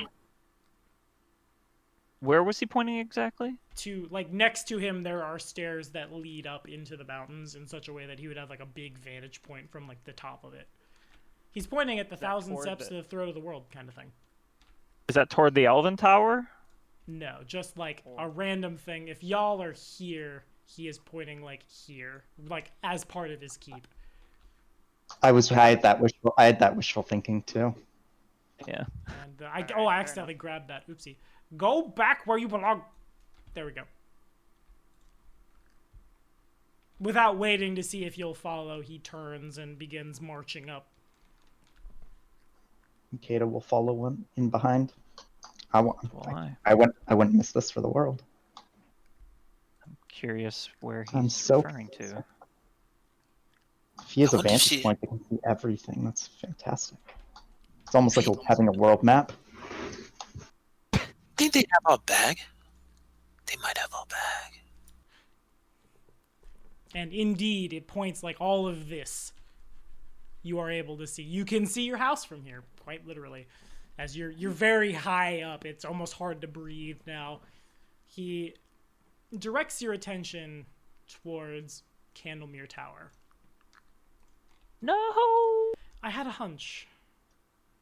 Well, the witch's hovel was out that direction. We'd been dodging her for a while. She'd been dodging us for a while.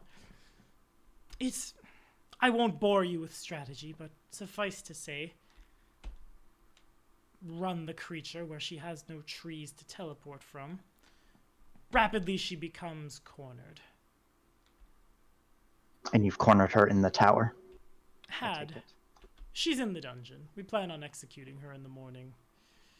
I digress. He looks out and he points his hand in the direction of Candlemere Tower, like palm down, then raises it.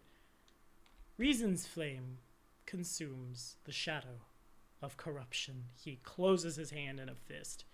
As that happens, y'all see the speck that is Candlemere Tower just collapse. Now, why did you have to go and do that? Cato looks clearly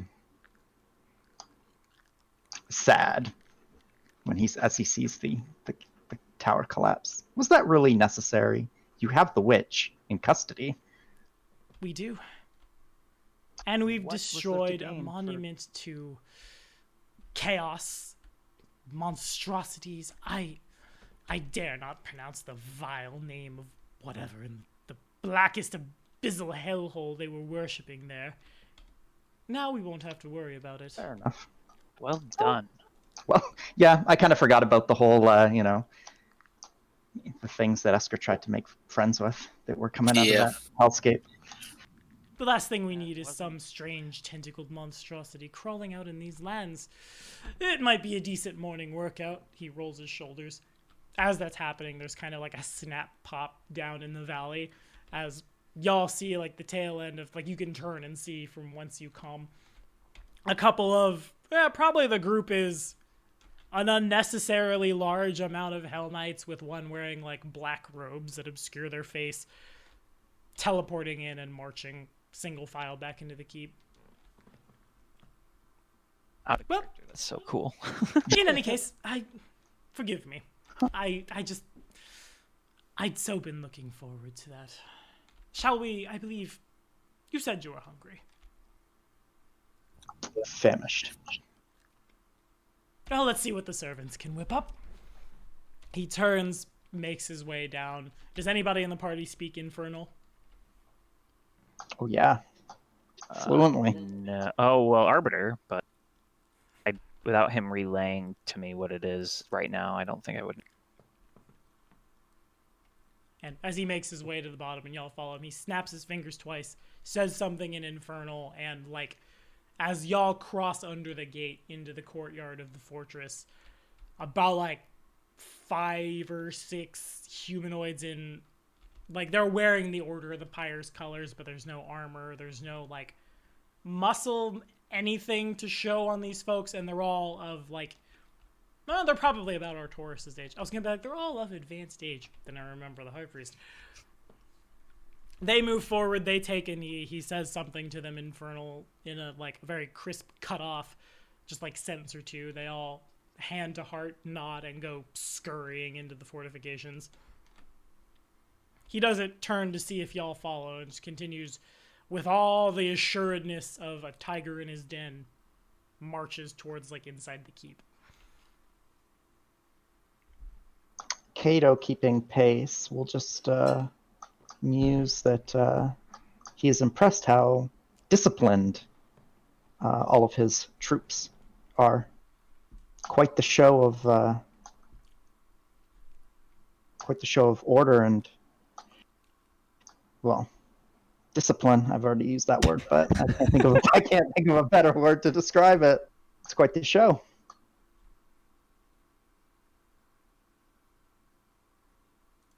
All right, fair enough. Y'all are let in. It's as you get. As you go into the keep, and there are several you are turned around, not a bunch of corners or things. He's not trying to lose you, but the design of the keep is very maze-like.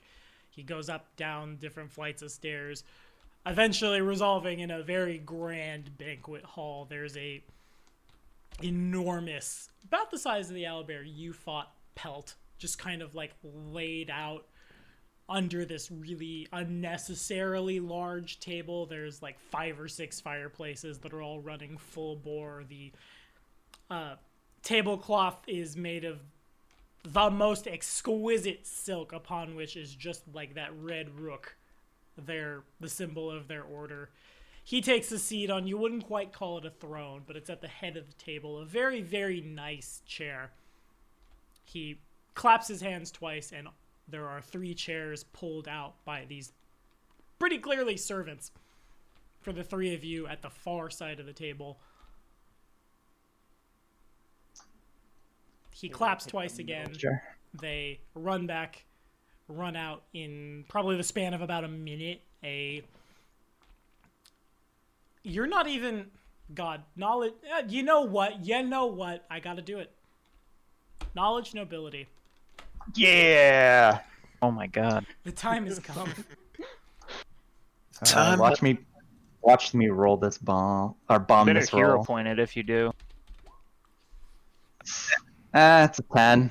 I'll take the 10. And you're not sure where this wine came from. The bottle is marked. What is a good year for the Hell Knight Order of the Pyre? Do I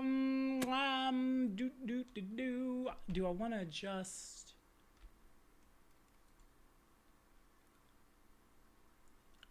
Of course it doesn't immediately say in the SRD when these guys were founded. You cowards! The year marked is... The year the Order was founded. A very long time ago. The wine's a couple hundred years old, if not more. You're not sure of the vintage, you're not sure of the value, you're not sure of anything else, but it's like he's broken out the big stuff, and it's God, as many bottles as are being like pulled out and like sat at the table, they're probably worth a couple build points. I like how we use build points as a frame of reference now. Welcome to Kingmaker. A glass is poured for him and for all 3 of you. He swills it, takes a drink.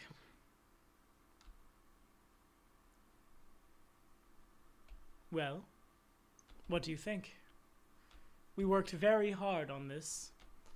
I'm very proud myself. I think such a bastion of law and order against the mongrels of the Stolen Lands. Sets down the glass ever so gingerly. To start, anyway.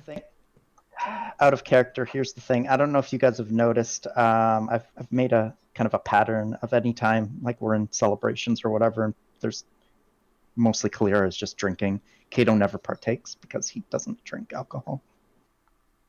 So, can I attempt a bluff check to pretend to drink from it? Sure. What did I... Damn it. I did drink from it. Fair enough. For the I'm gonna... record. Kalir is hit for glass and waiting for more. Kato will raise it to his lips and make the appearance of drinking. Oh no! I gave one piece of advice. One piece of advice. He forgets it, throws it out the window. So, sets down the glass, y'all drink. I'm sorry, my lord, is that not a good enough vintage for one of such noble stock as you? Surely I could dig out something else. He looks legitimately like appalled, as if he'd put a foot wrong. Where's my opposed sense motive? A secret. I rolled was it a secret? Yeah, I did. Roll it? Oh, you did roll it. Okay. Bummer. Wanted to see the modifier, you son of a bitch. He's such Oh no. Forgive me, I just had something in my throat. I didn't want to, when you drink and it goes down the wrong tube, I didn't want to embarrass myself in your company. He picks up the goblet again and this time takes an actual drink, and not accustomed to the taste of wine or alcohol, he puts on his best face to look like he's enjoying it. Well, that sounds like another bluff check to me. God damn it! I'm just sort of like squirming in my seat. Oh no, I can't roll over a 5. Oh no, of course. Horrible. Of course. Certainly the dust of the road, it parches one's throat. Forgive me. I was wrong to assume. Oh, thank God. But anyway, down to brass tacks. We did not come all the way out here just to partake in your hospitality. We actually came with an offer of friendship. Oh? However, now that you have caught the witch that you have ventured out here to apprehend, do you plan on staying here in the Stolen Lands, or will you be returning back home? I think we will stay here, at least for a while. I have enough authority. If I wanted to set up a new citadel, I certainly could, and... well, there's just a bunch of nothing here. No reason to not.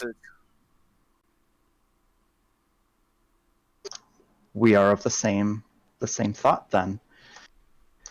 When my companion here had mentioned he had run across you and your men in your citadel, he said something very interesting, that you too had been dealing with some of the calamities that have been brought about by the horrible lich creature that has been stalking these lands lately. Is that true? Indeed. Fortunately, I have more than my fair share of well-trained, virtuous, and able wizards. I've misplaced the head of them.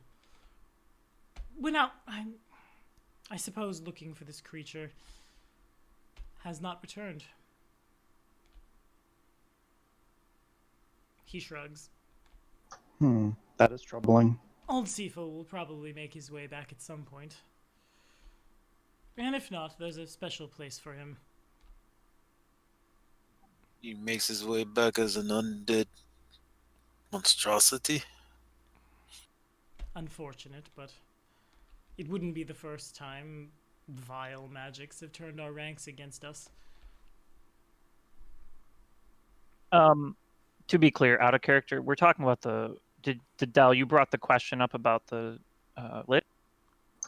Yes, I had just mentioned when Kalir had mentioned that they were swatting. They were handling the dead crows. I just mentioned that. And then he said the head wizard had left to try and find the source and hasn't come back. Right. Where did he go searching, if I might ask? We're after the same quarry. Diplomacy check. God damn it, Esker. I might reroll that. I get plus 10 on these. That was a bad roll. Can I assist? Yeah, sure. Hey. Please let me do the diplomacy. Well, I mean, you're a plus 10. I'm a plus 15. oh, okay. It's my max. One of my max skills. I have 8 points in it. Well, he'd started at that damn tower. Was branching out from there, I believe. Somewhere in the swamps. He shrugs. This wretched creature has been a massive thorn in our side.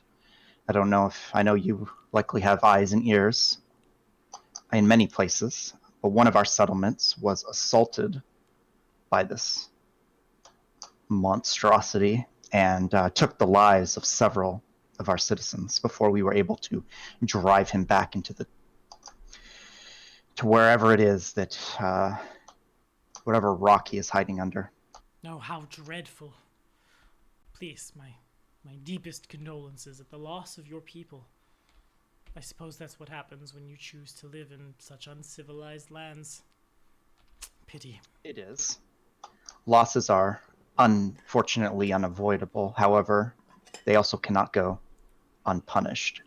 And therefore, we have made it our top priority to seek down the source of this creature, wherever it may be hiding, and destroy it. And that is actually what, in all transparency, that is what has brought us here to you, as my understanding is that you too would seek to destroy such a monster. Indeed. And I figured that we may be able to help each other out in that regard. He nods. Certainly, if there's some ancient magical who's a what's-its running around the land. But we just can't countenance that, can we? No, we cannot. As this conversation is happening, the servants bring back, God, what even? Knowledge nobility. Yeah. It sucks though, because I've only put like the minimum amount of skill points in this I needed to unlock the. Because it's actually, you need to put 3 ranks as a prerequisite for Aldori Sword Lord, which I thought was interesting. Oh man. Coming through in the clutch Yeah, with it's nothing. totally paying off. So the food is exquisite, and it is extravagant, and it is extra as fuck. Just like fruits the likes of which none of you living this far north have ever seen. Vegetables the same, all of them clearly like somebody with some scroll somewhere has plant growth these to be like, we're talking mangoes the size of Kalira's biceps, to say nothing of the meat. They start with the simple like steak, chicken, pork, all 3 laid out, then on to other things as well. Meats the likes of which you can't even identify, but the smell is like overpoweringly savory. None of you have ever eaten this well in your entire lives. Kato's probably come close, but this is like, this pales in comparison. Again, the amount of build points spent on this food alone.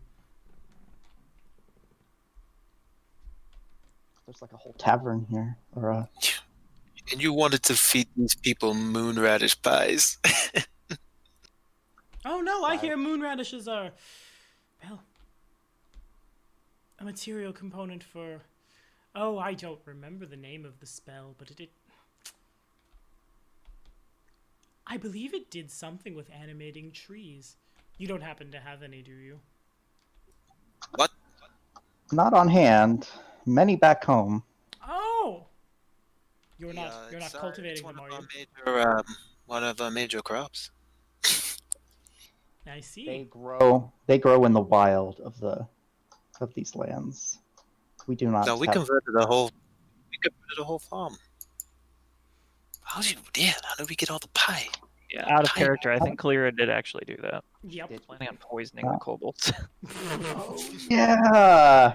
All right. Well, I mean, it's not technically a life. It's just ignorance, right? I don't know what kind of things we're growing in our farms. Farms are farms. As long as they produce food, they're doing their job. I don't care. How interesting. You are cultivating something that if, well, unsavories were to raid in the middle of the night, they'd have, well, it'd be like finding diamonds, and you eat it? Bold. As he's saying this, his tail has come up around the table, and like one hand is stroking his goatee, the other one is drumming on the table, as his tail operating the fork is what's like shoveling the food into his mouth. His teeth, now that like you see them a little more closely, all of them are like razor sharp, and there appears to be like 2 or 3 rows of them. You said he's a tiefling? Yes, humanoid with some kind of fiendish ancestry. In his case, almost certainly a devil. Very cool. I digress. You say you offer help to us. What help do you have moon radishes for us? I'm so famished. I mean, trade is one of the fundamental components of diplomatic relations. Certainly, if they're of value to you and your men in your line of work out here, would be more than happy to entertain that prospect. Reasonable. So we're talking just goods and sundries traded from your little patch of heaven to my fortress? To start. And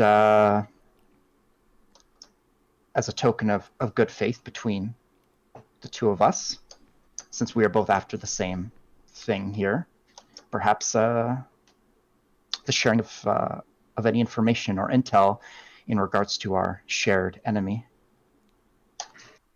He nods. Certainly, the sooner we find them, the better. We have better things to do than chase around some long-dead monster.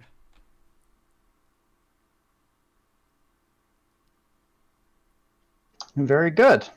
This is turning out to be a very fruitful journey after all. Did you And think this it food is wouldn't? amazing. Oh, why, yes, thank you. We had it imported from Agorian. That's where he, like, as he says Agorian, he puts the drumming hand, the palm comes down. Good taxmaster, are you originally from Cheliax? Here we go. I sort of stop eating. I was born in Brevoy.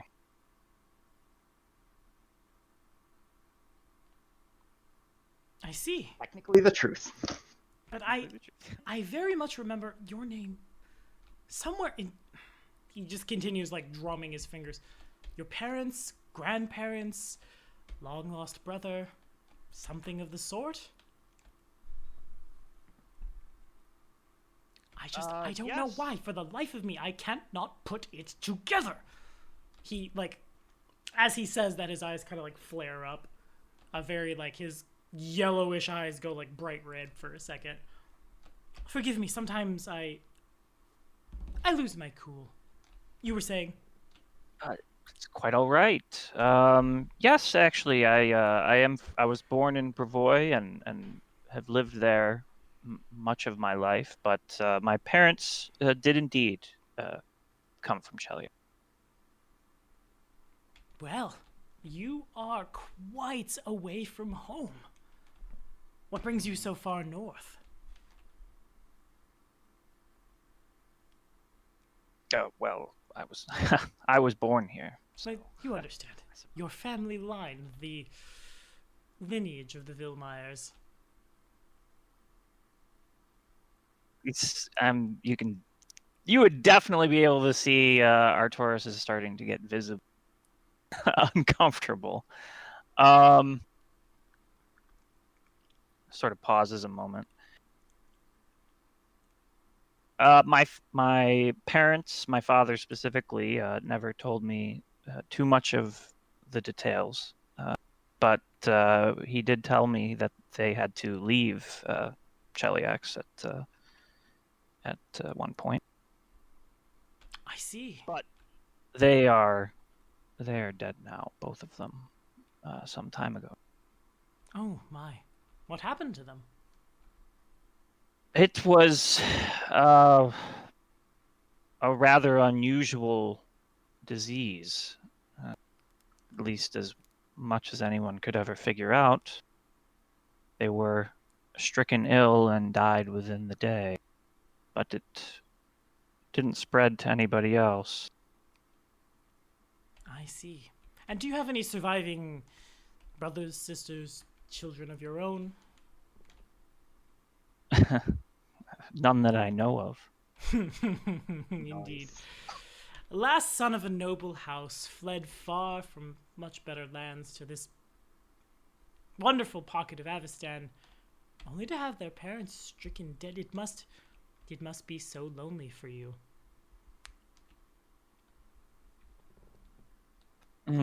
Yes, I'll admit, especially in my younger days before I really committed to the service of Abadar in earnest, I had thought of returning to Cheliax. Certainly, in some way, even though I have never laid eyes upon it, it still feels like home. Oh no, of course. All true sons and daughters of Cheliax should return to the homeland. After all, well, even one such as skilled as you, a good, noble taxmaster, if you are half as skilled with that crossbow as you say you are, and as you appear to be, and as truly we've heard rumors of the dead shot that brought down this monstrosity, they fly with the wind. You'd earn quite a place among the Order of the Pyre. Certainly you've already gunned down one heretic today. Or at least in the past. I should not say, forgive. And he, like, continues eating. In recent memory. To say nothing of what you must have done to carve your particular bastion of law and order in this land.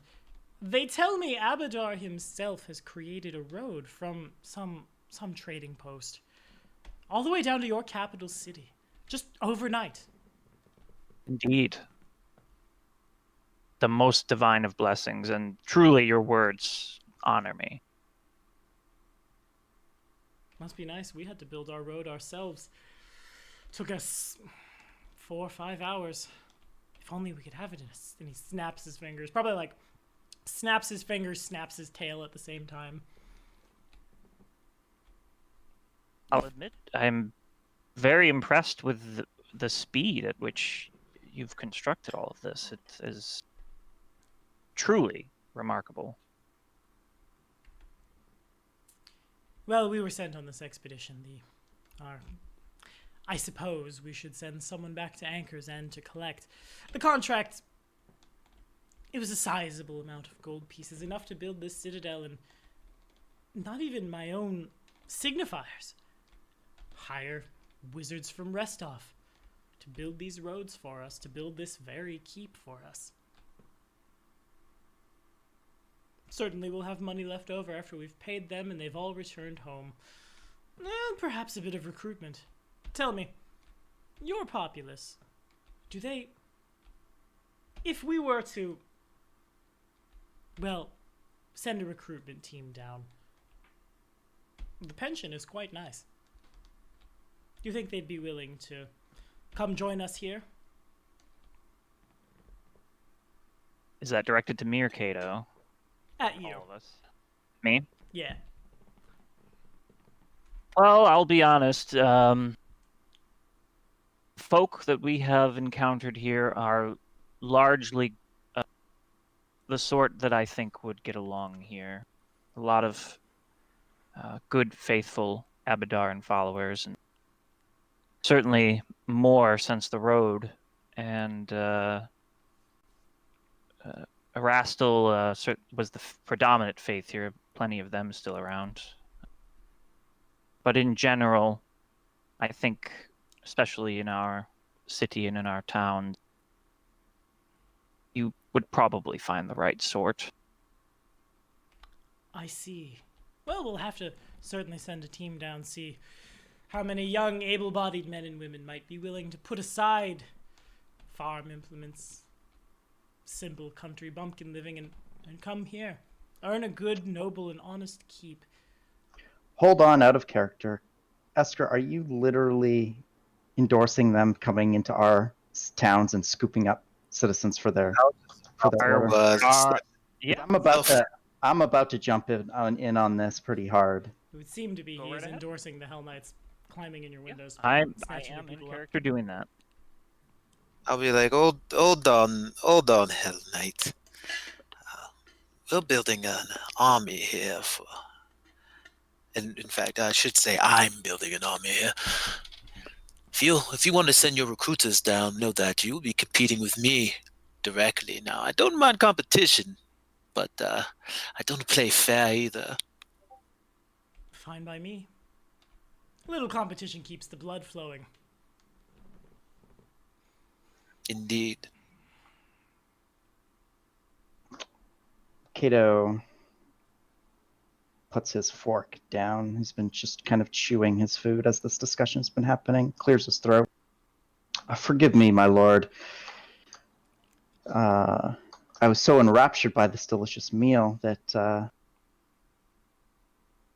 should have spoken up sooner. While my friend here is very excitable and clearly has great respect for you and your order, as do I, understand that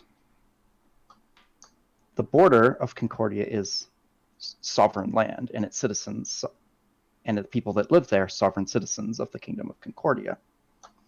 As such, direct recruitment of our citizens, while, I'm not going to openly object necessarily, you have to understand there are nuances involved in such a arrangement, and the simple sending down of recruiters to would be a step beyond what I would deem an appropriate action. at this time. Oh, of course. Far be it from me to overstep. Plus, priest, did you want Grinluke to start recruiting paladins? Wouldn't that be the same type? These are not mutually exclusive propositions. We're all friends here, right? Indeed. And as he's saying this, the doors behind you open, and in walk... There's probably about a dozen of them all told. As they come in, they tag their armor, and the armor folds back to humanoids of all shape and sizes. The last two, clad in a paper sack, basically, with a bag over her head. As the bag is pulled up, her head has been shaved, but Amalia it is. She is brought to... There's... I guess basically just to a wall, and then somebody tags part of the wall, out from which comes a... Basically the wall pulls out what you would almost consider like a handhold. Her arm is put between the handhold and the wall. It is tagged again, binding her to the wall. She looks up, she's terrified, then sees all three of you, and there's just like this moment of shock runs across her face as she recognizes Cato, Kalira, Artoris. Well, you had said trade. You had said sharing of information. You see, my young lord, the men and women under my command, they work diligently night and day for that information, and, well, they're just, you can, as they've all, like, seats have been pulled out for them, more food is brought out to serve all of them. They're so hungry. They, look at them, they're famished. As they're all very, like, as if it is rehearsed. Just the fork goes down at the same time, the knife cuts at the same time, they eat at the same time, looping. I accept your terms on one condition. Please, the folks under my command, they need a break. The witch's execution was scheduled for, he looks out the window at the sun, about 30 seconds ago, but they're so worn out. You have your sword, my lord. Kill the witch and you have a deal. That is where we're going to call it for today. Oh, thank God. We'll see what happens on that one in a fortnight. Thank y'all for watching. Be sure to like and subscribe or you'll die to a trench mist. We'll see you next time. Say bye, y'all. Bye, y'all.